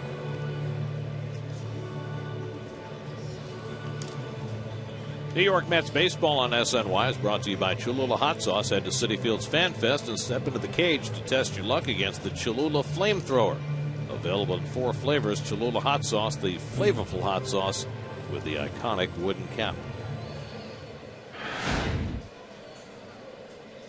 Well, Wheeler gets tested again with runners in scoring position. Nats have gone 0 for 5 tonight in those spots. Desmond at second, LaRoche at first with 2 out. A run in on Zimmerman's leadoff home run. Wilson Ramos has been up twice and grounded to short both times. And he pops it up into shallow right field where Lagares patrols. And that retires the side. So Wheeler gets another out with a runner in scoring position. But Ryan Zimmerman, with nobody in scoring position except himself, drives his 22nd home run of the year. And the Nats break the ice to 1-0 lead in the 6th.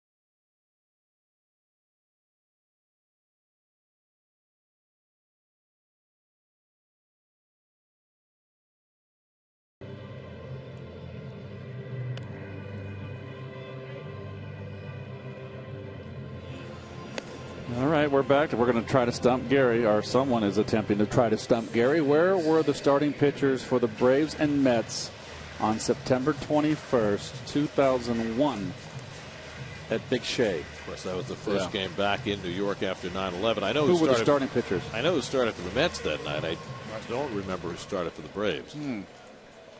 But I'll think on it.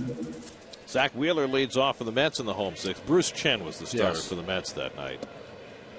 And if I hadn't remembered it, I was reminded of it when the Mets played the Royals, and Chen faced the Mets earlier this season. Wheeler struck out his first time up. And takes the pitch for a strike. Now, I remember who was pitching in the 8th inning for the Braves. That was Steve Carsey. Steve Carsey, former teammate of mine in Oakland. And a Queens native. Driven to right field. Worth is there. And Wheeler retired on a hard hit ball, one away. So I guess as you deduce, nice swing here by Wheeler. He's going to get some hits and get himself a home run at some point in his career. He might. He's got an idea up there. Yep. So you're deducing by getting the rotation of the Braves. They have some pretty famous pitchers. I don't remember whether it was one of their big guys or whether it was somebody else. Eric Young, the batter, he struck out and grounded out 0 for 2.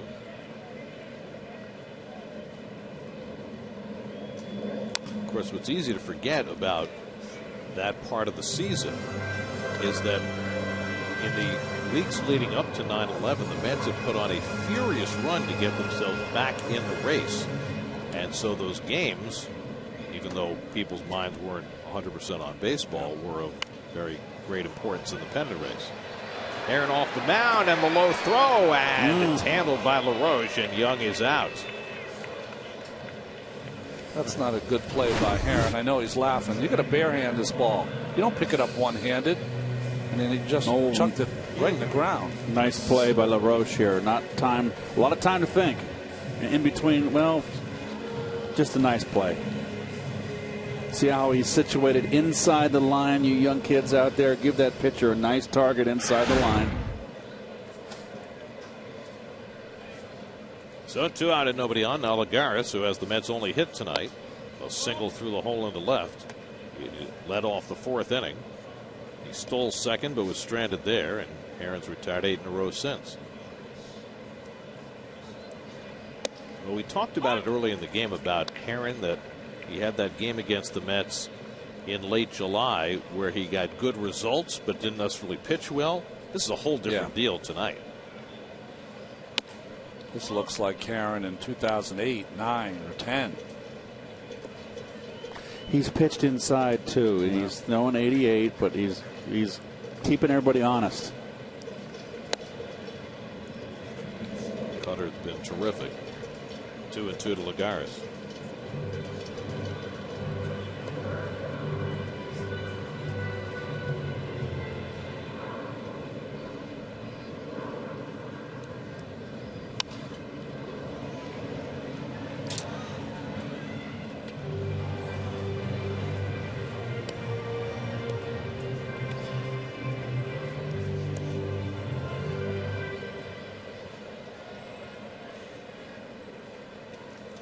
Again, the 2-2, and it's up and away, and Lagares works the count full. He's not going to throw him that fork ball because he threw it to him the last time. That's the hit he gave up. So it's probably going to be that cutter outside. And Lagares fouls off the fastball.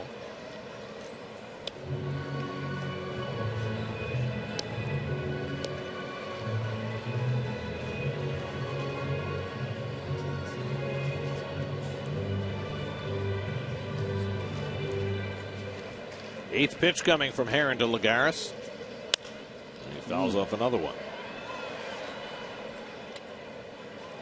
32-year-old Dan Heron will turn 33 next week. Struggling through one of the most difficult years of his career, but pitching a gem tonight. 127 big league wins. Again, the 3-2. Again, a foul ball. Good swing right there by Lagares. Ryan Matthews, the right-hander. Xavier Cedeno, the left-hander. In the Washington bullpen. Lagares at times on that high pitch drops that back shoulder, and that swing right there and that foul ball, he stayed real level. Got him upstairs with the cutter, and that retires the side. 8 strikeouts for Herron, who's now retired 9 in a row. So after being given the lead, Herron sets the Mets down 1-2-3.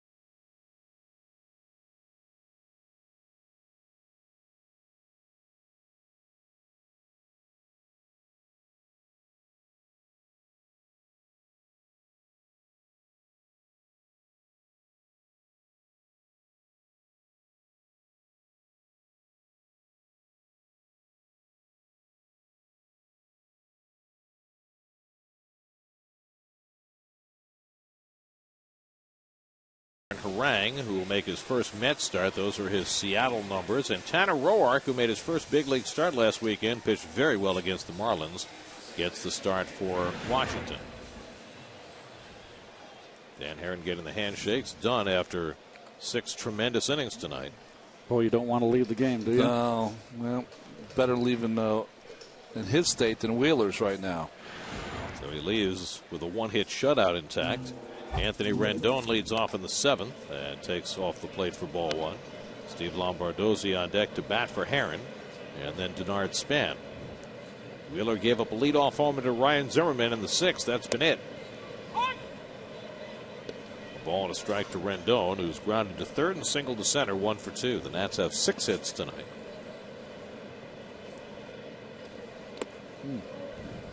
Slider then curveball. But 2-1. So Rendon knows he's going to get the fastball.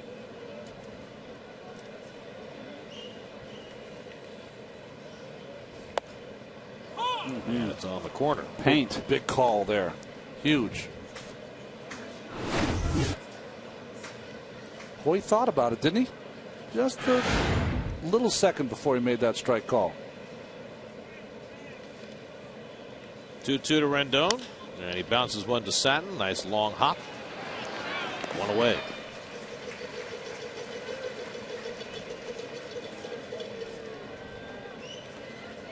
So 1 out and nobody on. Now Lombardozzi bats for Herron. Lombardozzi started at second base last night, went 0 for 4.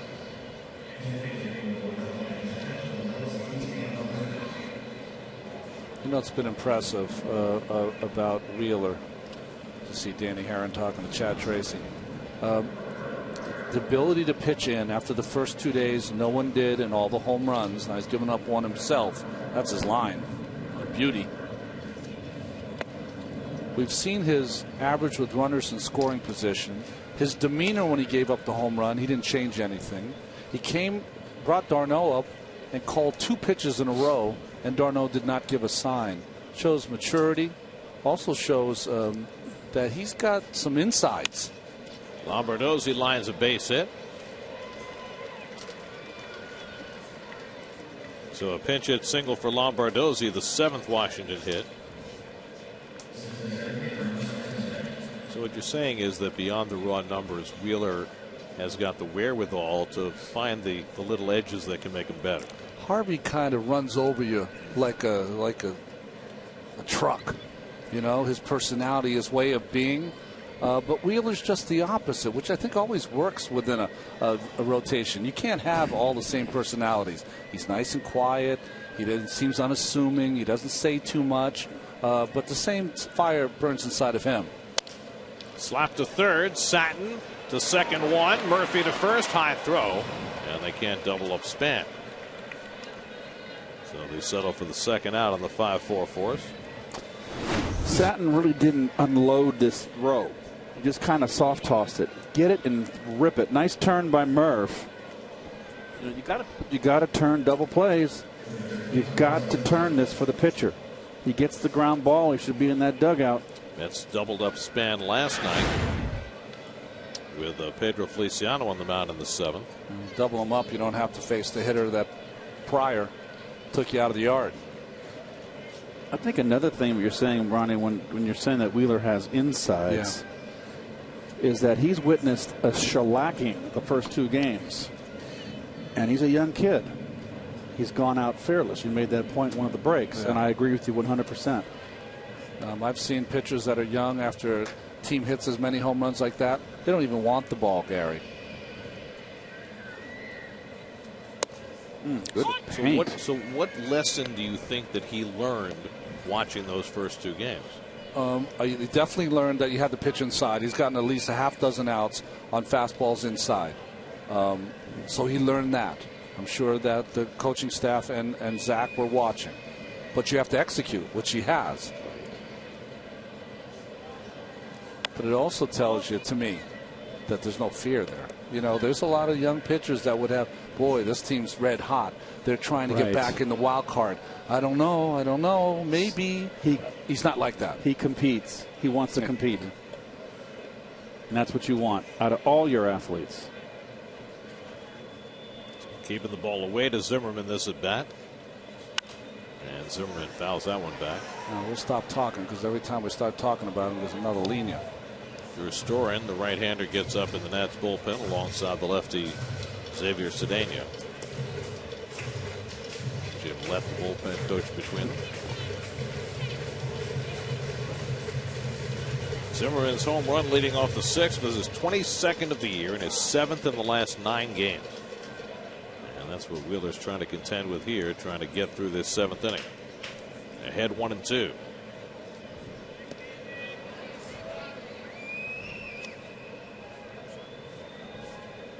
Remember, he had Zimmerman 0-2 before. So put more thought into this. You've seen the entire series. Zimmerman will chase that slider in the dirt. You're going to go breaking pitch in the dirt.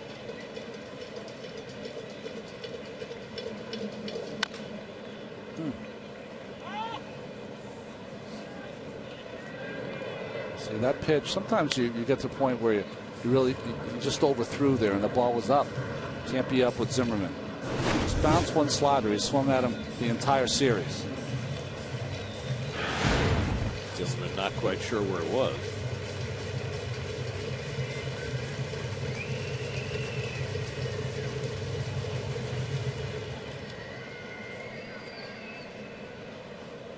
Been all or nothing for Zimmerman over the last week or so. Home run or bust. Wheeler trying for bust. Span at first and 2 out.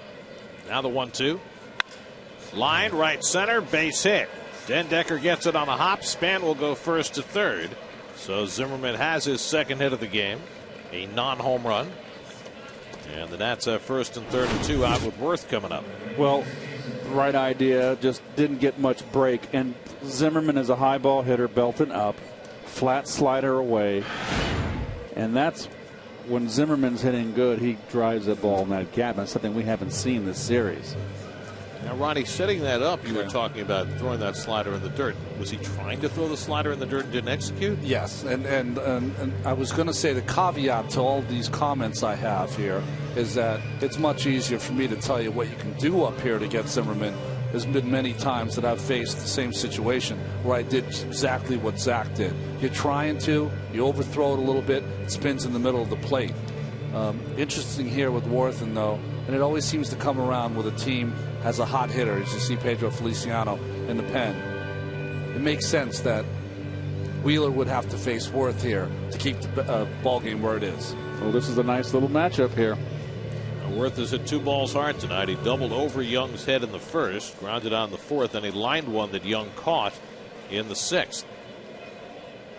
The Nats are 0 for 6 with runners in scoring position. They've got Span at third, Zimmerman at first, and 2 down.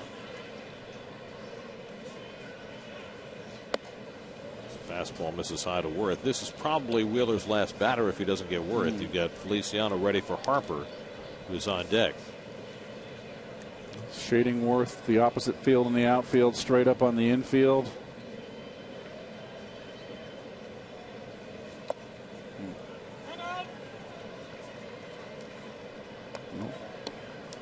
Well, the rare times tonight that Wheeler's been behind 2-0. He overthrew that slider. Yeah. He knows this is a critical situation.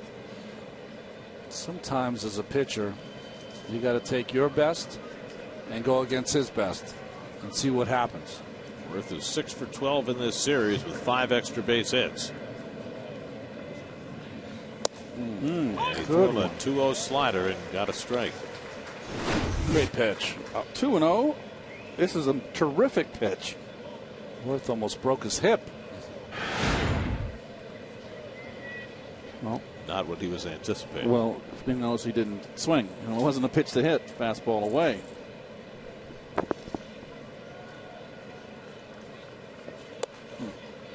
Well away. 3-1.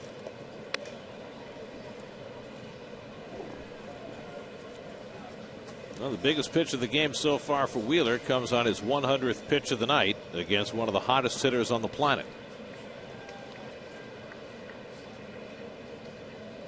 Well, 2-0 slider. You can kind of throw a 3-1, I guess.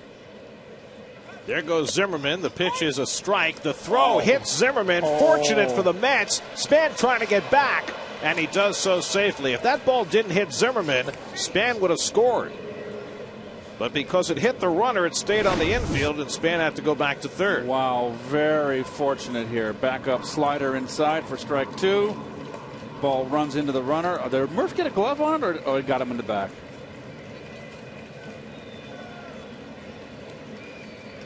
Well, Span's going to come down the line. Well, actually, he's going back.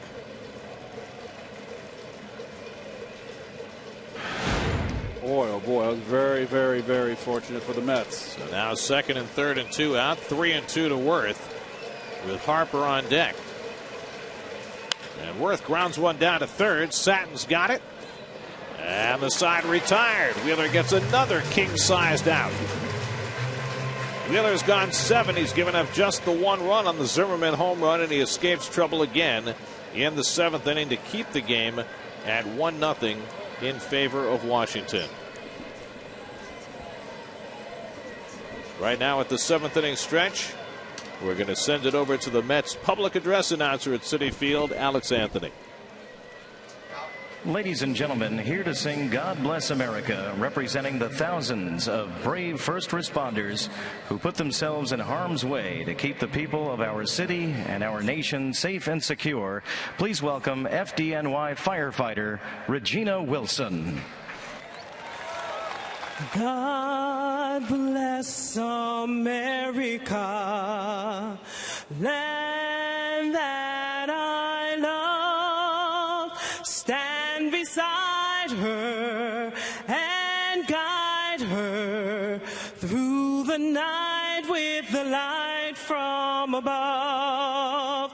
From the mountains to the prairies to the oceans wide with foam.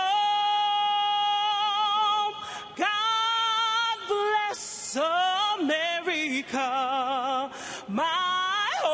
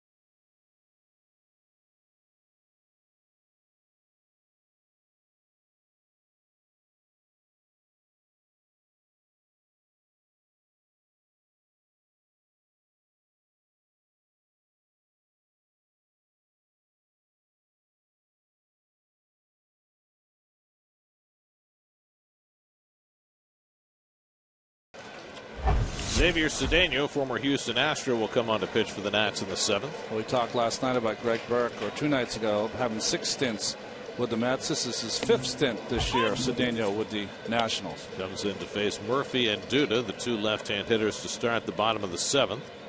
Daniels 0 for 2 tonight, grounded out and struck out. Dan Herron went 6 innings, allowed just 1 hit, walked 1, struck out 8, out after 84 pitches. And Cedeno in. And Murphy takes a strike, and it's 0-2. Nick Block is up in the Mets bullpen. Wheeler's thrown 101 pitches through 7, so he may well be done for the night. Another terrific outing for Zach. Bloop foul out of play. So apparently in the game between the Braves and the Marlins, Jose Fernandez not only pitching well, but he hit a home run and styled it, and the Braves objected, and the benches have emptied. Really? Last start of the year, kid hits a home run, got excited. Murphy down on strikes. Cedeno with 1 out of the 7th. Oh, I guess you're done. Got your 7 in. He allowed 8 hits, but how many big outs did he get tonight? It was impressive. Quality start. Well, he can't win it, but certainly everything to be encouraged about in that start. He held the Nats to 0 for 7 with runners in scoring position. You can win it, right? Yeah, 2 runs. Yeah. Right. Yeah. My apologies. Talking about an old starting pitcher here, man. I'd be thinking about it. I'd see the whole scenario. Murph gets on with a walk, do the home run, win next day. I was getting ahead of myself. Very out of character. Well, just Mets have had trouble scoring lately. You've noticed.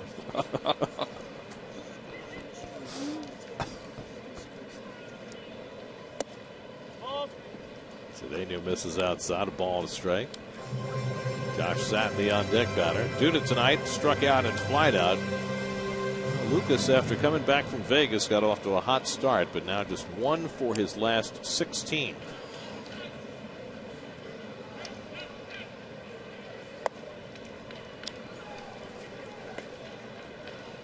Andrew Brown with the bat in his hands. I have a strong suspicion of this lefty's out here just to get the left-handed outs. We've got a right-hander going to the bullpen. Storin, who was up earlier.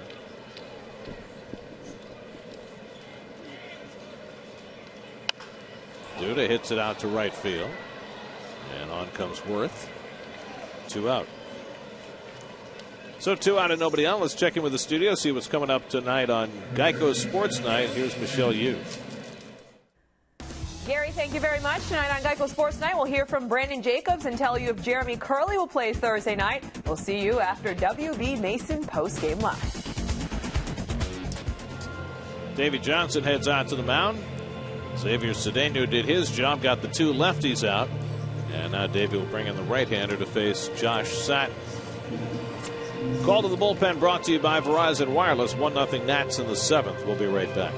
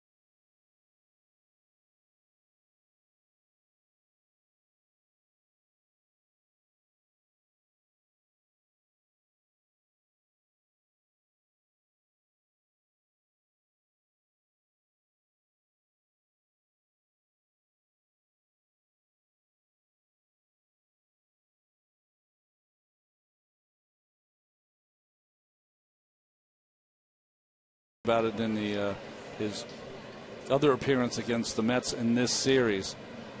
See his numbers. That's not what you usually see from Storen, who was one of the best relievers in the game for a couple of seasons. Josh Satin up with 2 out and nobody on. Josh has walked and struck out tonight, 0 for 1. Well, a couple of years ago, he was the closer. That's right.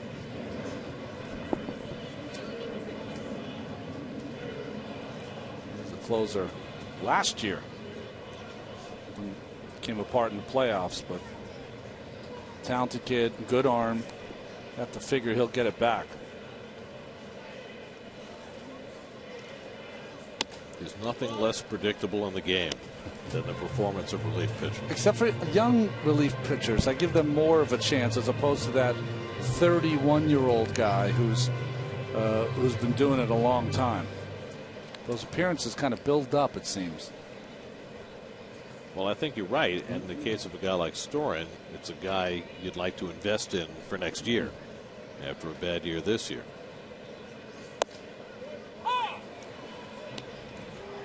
Seen a lot of good knee-high outside corner strikes tonight with that fastball from the pitchers. Well, the Mets have had just 2 base runners tonight. A walk to Satin in the second, a single by Lagares in the fourth. In the first game of this series, the Mets had 3 base runners all night long as they were 1 hit by Gio Gonzalez. 1-2 off the corner. Last night when the Mets lost the second game of the series, they fell to 15 games under 500, which matches their low water mark for the year. Remember, they started the year 25-40 before they got things turned in a better direction. But now they've squandered all of that, and they're back to 15 under.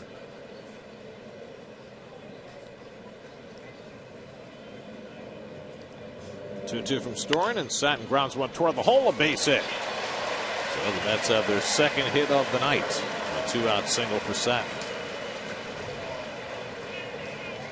Get a preview of tomorrow night's Jets-Pats game with insider info and analysis, plus extended post-game coverage of tomorrow's Mets-Nats finale with player reactions on Loudmouths, presented by Caesars Atlantic City, tomorrow at 5:30, only on SNY. What do you think Wheeler's thinking right now, Gary? Thinking maybe a 2-run bomb on a W? You mean the fact that he still has a chance for a win? That? I'm telling you. High hopes. Den Decker's been up twice, struck out both times. And Storen picks off the outside corner, 0-1.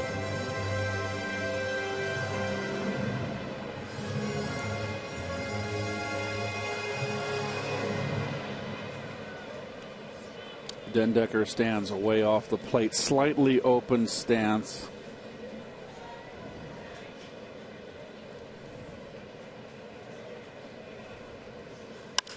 Den Decker drives one to center. Back goes Span. Side retired. Well, now Zach Wheeler no longer has a chance to be a winning pitcher. You're right. 1-0 Nats as we go to the 8th.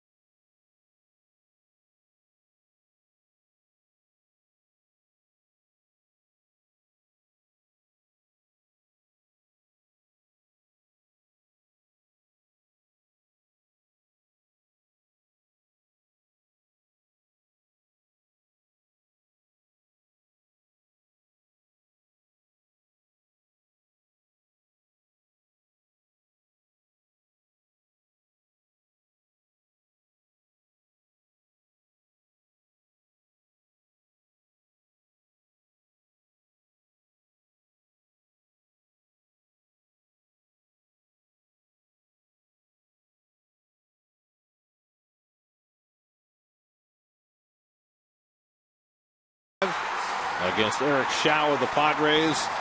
Pete Rose, career hit number 4,192, breaking Ty Cobb's all-time record. Pitcher that day was Eric Shaw.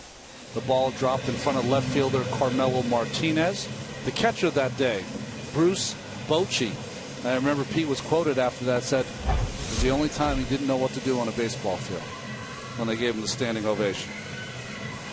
Vic Black's in the game. You see his Caesars Atlantic City number so far. I think he's been very impressive. He's been throwing more strikes, and that slider has been good. Worked a 1-2-3 inning in the game last night. And he'll come on here to face Bryce Harper, leading off in the 8th inning. Zach Wheeler, 101 pitches in 7 innings, allowed 1 run and 8 hits, 1 walk, 6 strikeouts. The only blemish, the home run by Ryan Zimmerman. Wheeler, through 16 starts, now has an earned run average of 3.22.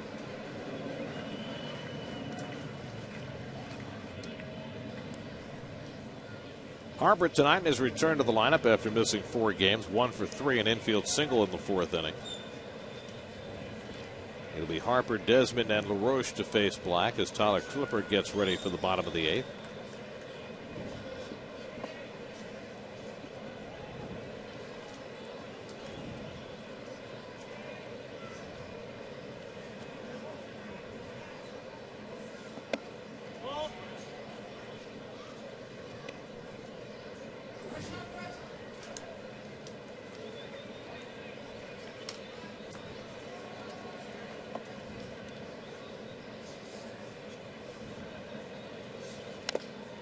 Harper fouls off the fastball, 1-1.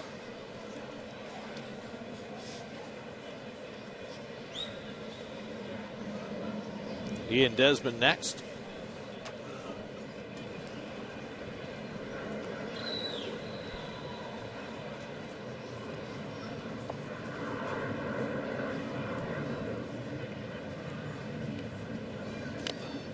Harper fouls it back. Well, Black, who we've seen throwing 96 to 98, doesn't have quite that kind of velocity tonight in his fastball. So there's not a lot of messing around with the mechanics here for Vic Black. He is just, what's the phrase he used to use, Keith? Shoot fire.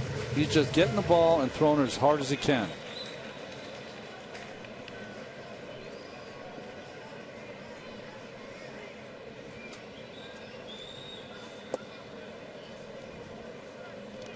Two and two to Harper.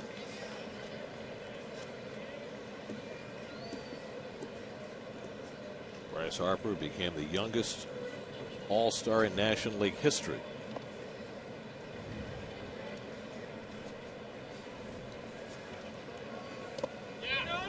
And he lays off the breaking ball. 3 and 2.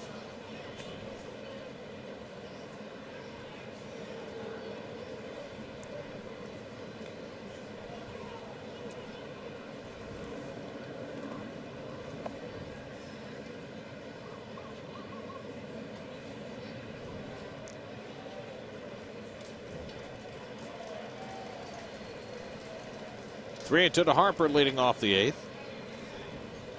And he got him. So Black using more of his breaking stuff in that at bat. Fans Harper one away. That was nasty. Doesn't get any better than that. That's a good one.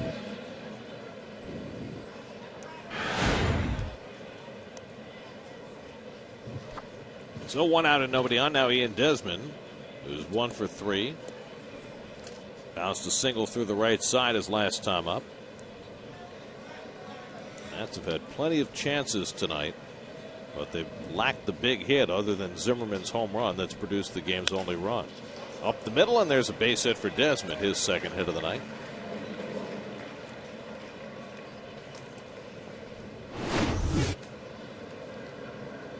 Uh-oh, a little frustration. Oh, there goes the bat. Oh, well. It's not a David Ortiz, but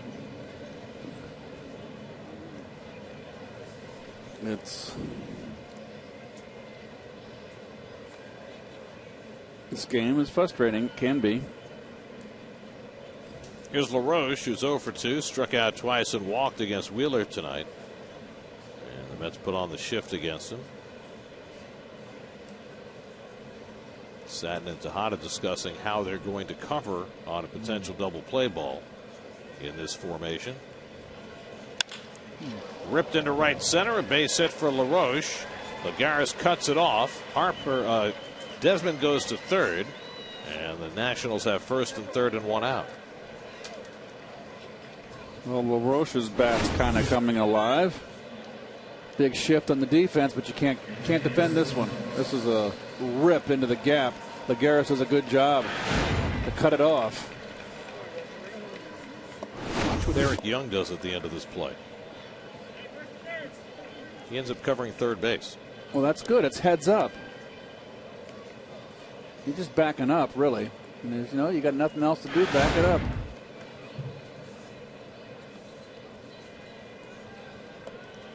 So a chance for the Nationals to add to this 1-0 lead. Wilson Ramos the batter. 0 for 3 tonight. Well, the Nats unable to get the big RBI hit against Wheeler. Now facing Vic Black in the 8th. And Ramos takes a fastball that just missed 1-0. Always nice to get ahead in the count. Always first ball, fastball hit. There's Davey. And you see what the Nationals have done. A lot of that is on Mr. Wheeler, who was terrific today. But this is a nice pitch to hit right here. Nationals have 10 hits already. And Ramos pops it up. Murphy with the angle. And he puts it away, and the runners have to hold, and that's the second out. So Ramos fouls out, and now there are 2 away. Let's check in with the studio, Michelle Yu, for another game break presented by Nissan.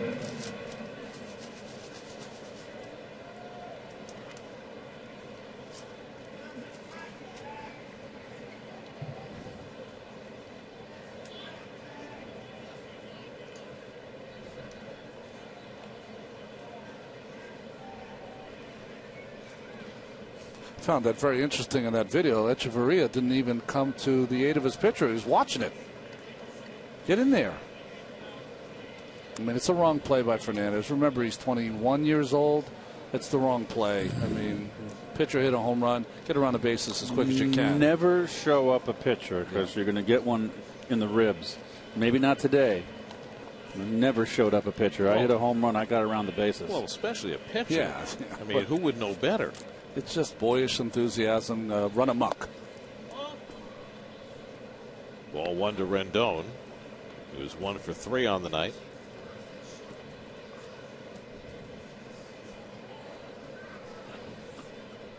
Desmond at third, LaRoche at first with 2 out.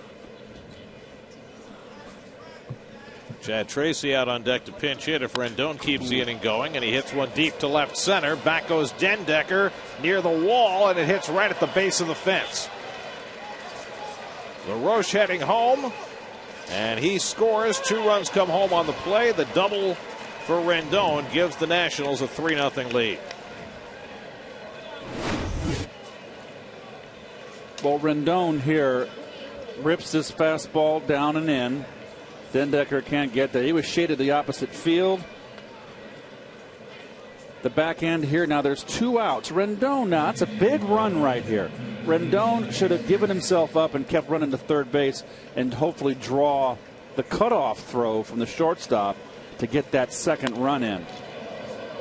But those are mistakes you make when you're young. And that's a huge run, that second run. It was a close play at the plate.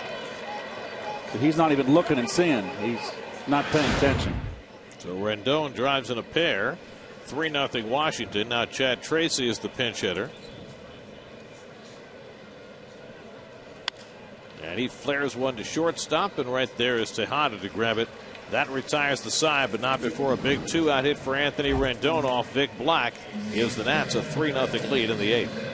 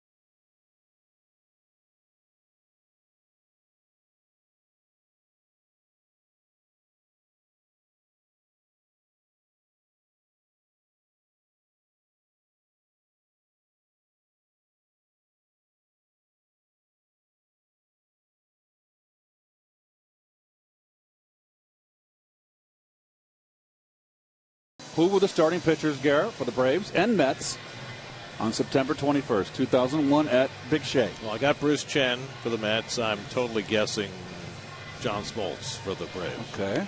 No idea. Oh, I should have known that because it's a native New Yorker, Jason Marquis.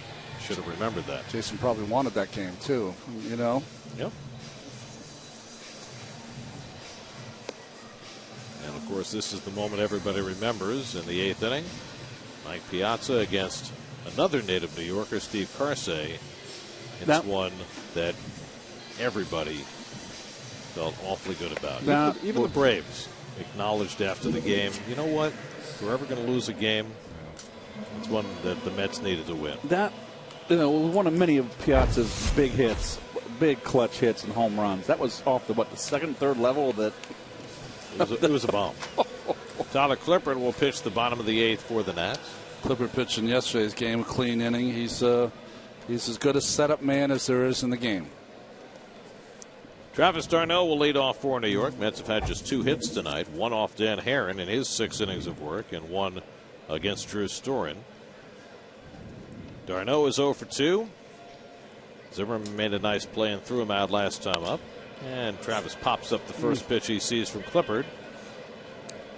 Rendon squeezes it, 1 pitch and 1 out in the bottom of the 8th.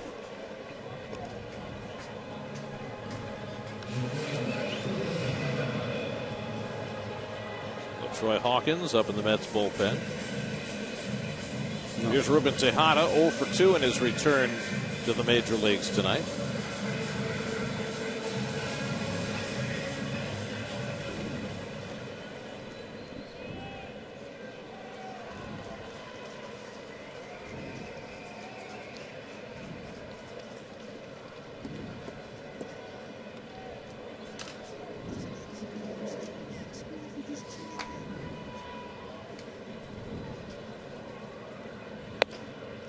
Tejada takes a strike.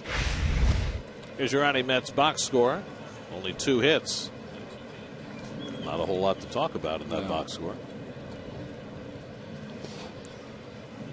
Sorry, Audi.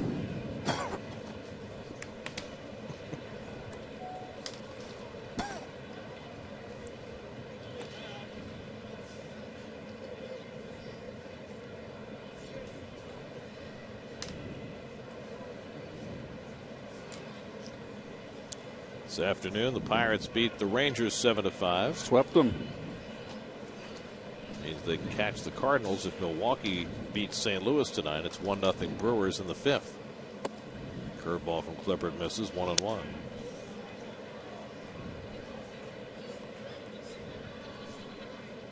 Mike Baxter's out on deck to pinch hit for New York.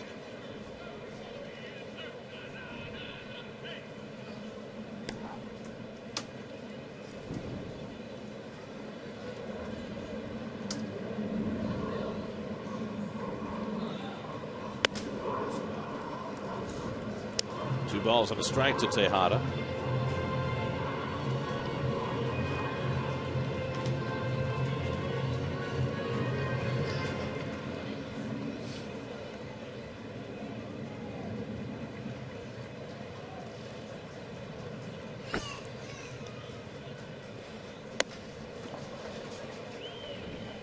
Two and two. Well, Clippard is the master of deception. A 3-0 lead, 2-1 count. To a hitter who can't take you out of the ballpark, still proceeds with the 2-1 changeup. Never gives in. Took a little extra off that changeup. Usually counters that with the high fastball.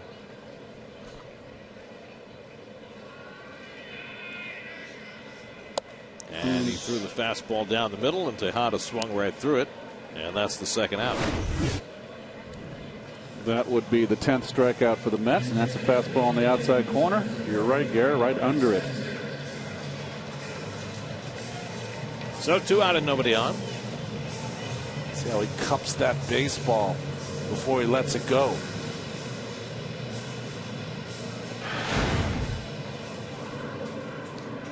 Now Mike Baxter will be the pinch hitter. Baxter was in the game last night and went 0 for 2.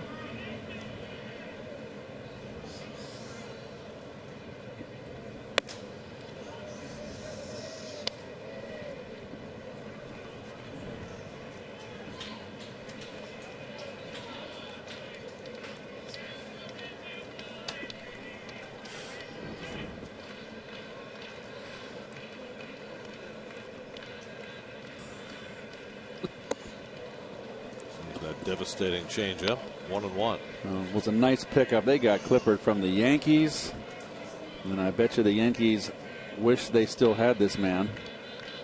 Well, the Yankees had him. He's a starter, right. And he's found his niche here as the setup man.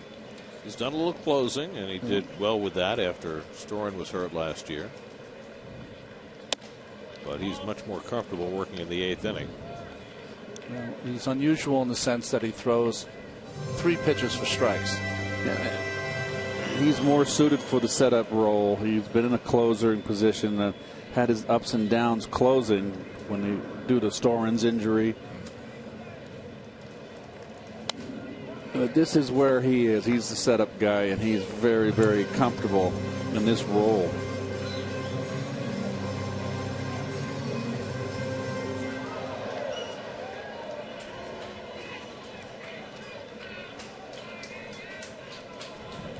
Two and 2 to Baxter with 2 out and nobody on. 3-0 Washington in the 8th. And Baxter pops one foul. It'll come back out of play.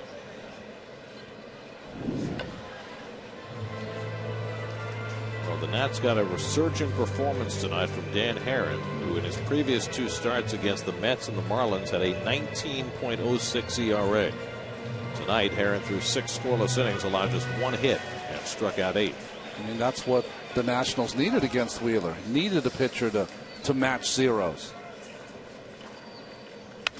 Baxter drives one to deep right field. Back goes Worth to the track, and he runs it down to retire the side. Baxter gave it a ride, but Worth makes the play, and it's a 1-2-3 inning for Clippard as we head to the 9th. 3-0 Washington.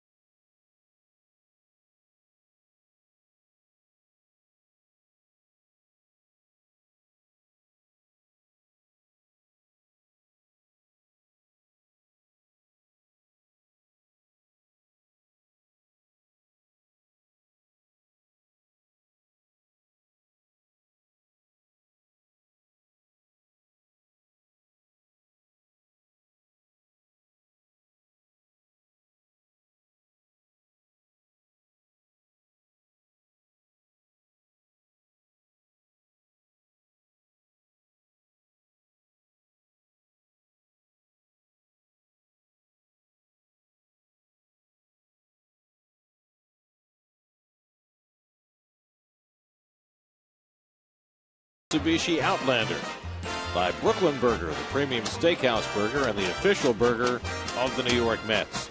And by Geico. SNY's Super Slow Motion is brought to you by your Mercedes-Benz Tri-State dealers. Visit them on the web at searchmercedes.com.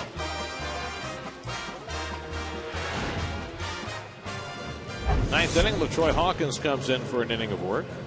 You see his numbers this year, 8 for 11 in saves since he's had to take over that role for Bobby Parnell, who the Mets lost to a neck injury that now has been operated on.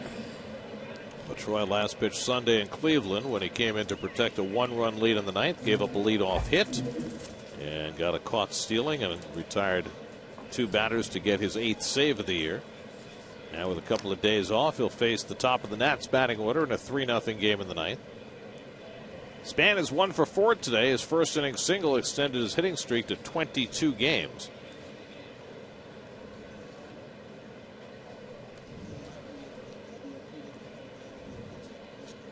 First pitch, quick pitch, and Span bunts it foul. You know, the good bunters do that, Gary. If they lay it down, if it's not perfect, it's foul. They have a great ability to do that. Remember Juan Pierre. Trying to think of the other kind of guys that play now that are good bunters. Pierre was so meticulous about it, he would come out 4 hours before the game and roll balls up the first and third base line to see how the ball was breaking, kind of like a putting green. He's one of my favorite players of his generation of players. Old school.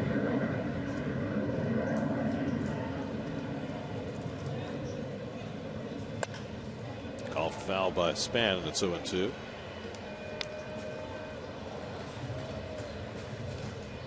Ryan Zimmerman on deck, and then Jason Worth for the Nats in the top of the ninth. Zach Wheeler went 7, allowed 1 run and 8 hits, and then Vic Black worked an inning and gave up the 2-run double to Anthony Rendon that stretched the Nationals' lead and made the Mets' task that much harder. Nats trying to make it 3 for 3 over the Mets in this series with a day game tomorrow to close it out. Just off the plate, 1-2. Nationals have won 4 straight, 21 of their last 30.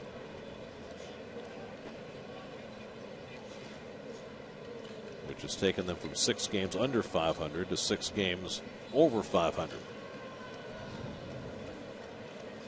And Span is out on strikes. 1 down in the ninth. Let's check in with the studio, see what's coming up on WB Mason Postgame Live. Gary Apple and Bobby Ojeda, guys.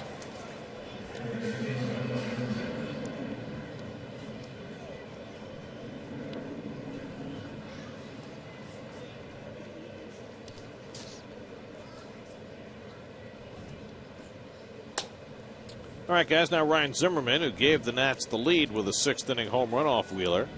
2 for 4 on the night. And takes a fastball strike from Hawkins. Looking ahead to the bottom of the ninth, the Mets will have the top of the batting order coming up. Young, Lagares, and Murphy. As Rafael Soriano gets ready in the Nationals bullpen.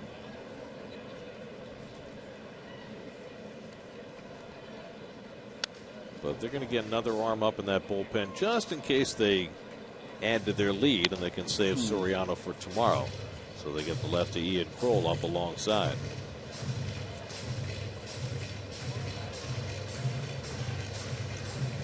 I mean, they're hitting so many home runs that with a 3-run lead, they're anticipating another. Well, the way Zimmerman's been hitting them lately, why not? 7 home runs in his last 9 games.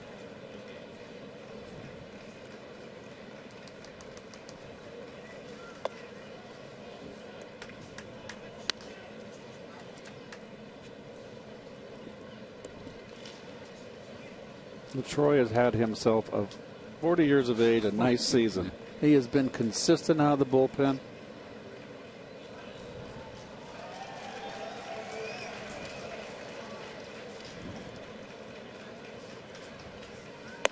Strike 3 called, and again Zimmerman looking. Back-to-back strikeouts for LaTroy. Well, back to what you talked about, Keith. How many pitches have we seen on the outside black on the knees tonight's ball game? Looking for a breaking ball. Can't catch up to a fastball. We're looking for an off-speed pitch. So 2 out and nobody on. Jason Worth 1 for 4 on the night. Double to left center back in the first. Wheeler got maybe his biggest out of the night. His last out against Worth with 2 in scoring position in the 7th. You talk about Hawkins and how well he's pitched. The other fascinating piece about LaTroy is on a team where 22 of the 25 players from the opening day roster have either been on the DL in the minors or have left the team. LaTroy is one of the 3 at age 40 who's made it from start to finish. Right. You know, That's quite a tribute to the shape in which he keeps himself as the oldest player on the team.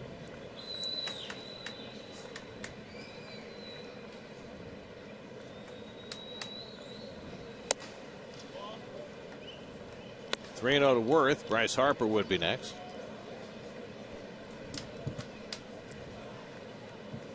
"17 years, 42 days.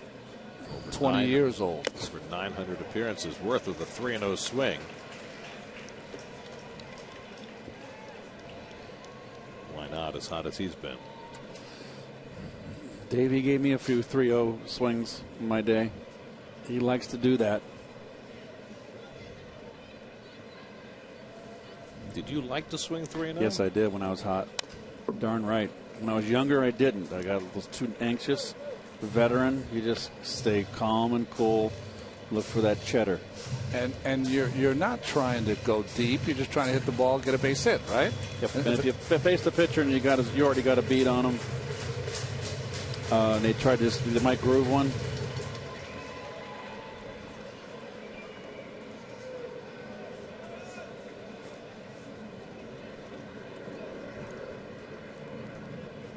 Now Hawkins has worked his way back to 3 and 2. And Worth drives it to right, but on comes Lagares to grab it. Side retired. So Hawkins pitches a 1-2-3 top of the ninth, and now the Mets are the top of the batting order coming up in the bottom of the ninth, trying to avoid the shutout.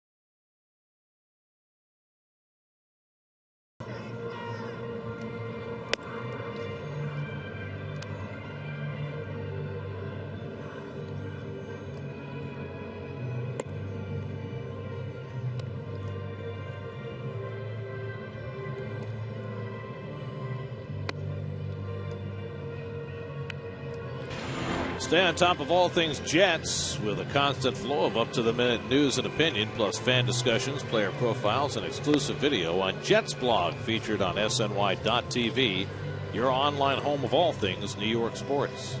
Zach Walters comes in to play third base as we go to the bottom of the ninth, and Rafael Soriano, who earned his 40th save last night, goes for number 41. Well, he's second in the National League behind, of course, Craig Kimbrell, and has converted 8 straight save appearances. Top of the batting order, Eric Young, Juan Lagares, and Daniel Murphy to try and keep the Mets from being shut out for the second time in 3 games in this series.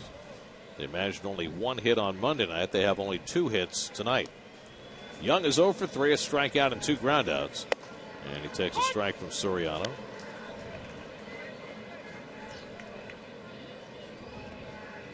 Speaking of teams not getting many hits, the St. Louis Cardinals have been no hit for the first 5 innings tonight by Marco Estrada of the Milwaukee Brewers.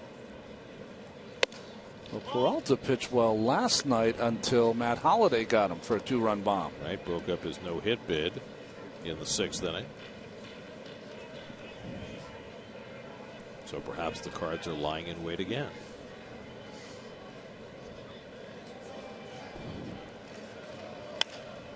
Young pops it up. Desmond with the call. 1 out in the ninth.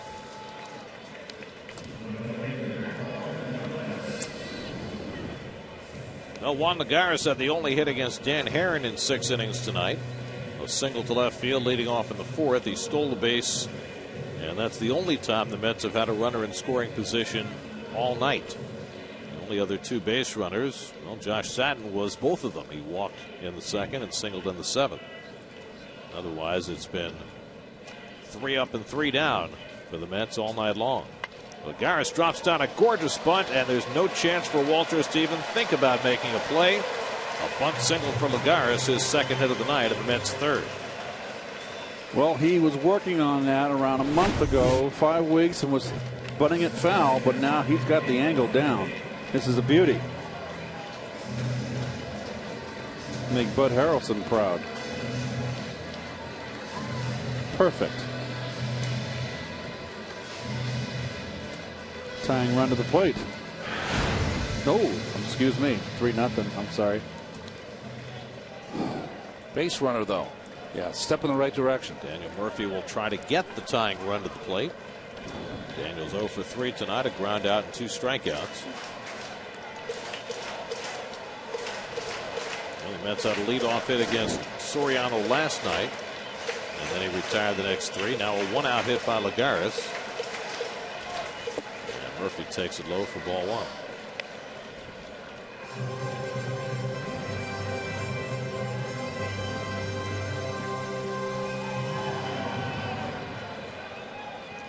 David Payson here with Soriano. He can get, yep, he can get wild, make you nervous.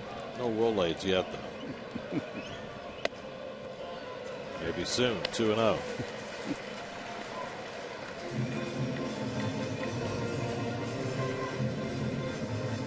Duda waits on deck.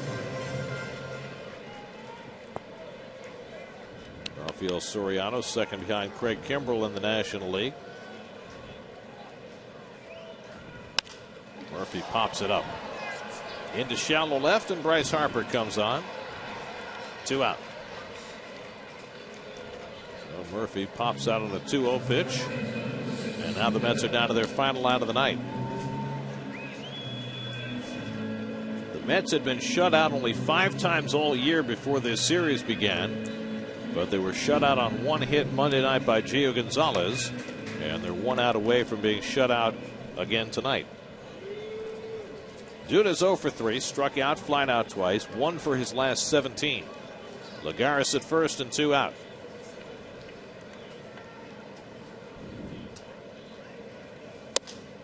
And a knee-high strike to Duda.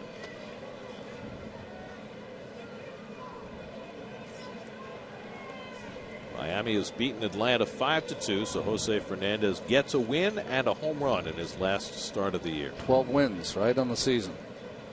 Lagares runs. They let him go on defensive indifference.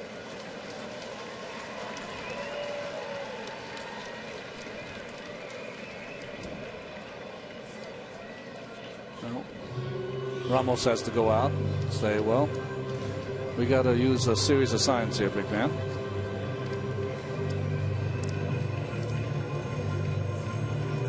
Jose Fernandez finishes his rookie year 12-6 for a team that right now is 36 games under 500. That's impressive. And he finishes his year with a sparkling earned run average. The 1-1, and Duda takes it high. I believe it's 2.19 at the end of his spectacular rookie season. Mets will see plenty of Jose Fernandez over the next few years, but they will miss him with the Marlins coming in for 4 games this weekend.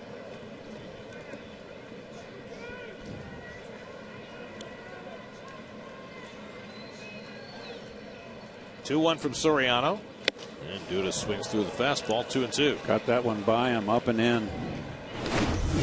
Right by him. Been throwing everything around 90 and just added a little more there to 92. So the Mets are down to their last strike.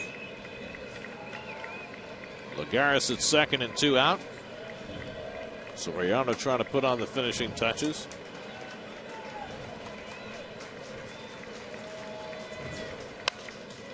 Duda stays alive.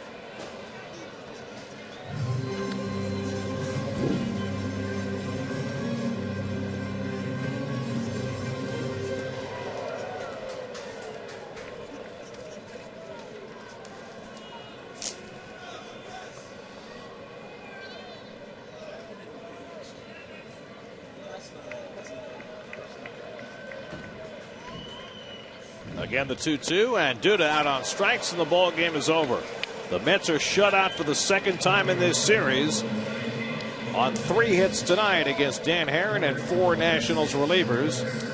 The Nats have taken the first 3 of the series, and the Mets, for the first time all year, have fallen 16 games under 500. You know, it's really a shame because Zach Wheeler pitched so impressively after the Nationals had 8 home runs in the first 2 games. He gave up a solo shot, and that would have been the difference tonight to Ryan Zimmerman as the Mets fall 3 here, 3 straight to the Nationals. Well, only managed 3 hits. The Nationals with 11. Zimmerman with his 22nd home run. I tell you what, Herron pitched a fine ball game, 6 innings, and he got the win. So things aren't going well offensively right now for the Mets. Dan Warthen debriefing Travis d'Arnaud after that game. Game in which the Nats had 11 hits but scored just 3 runs. A home run by Ryan Zimmerman, a 2-run hit that put the game away for Anthony Rendon against Vic Black as the Nationals win it 3-0, and they've taken the first 3 of this series. More coming up from Citi Field in just a moment.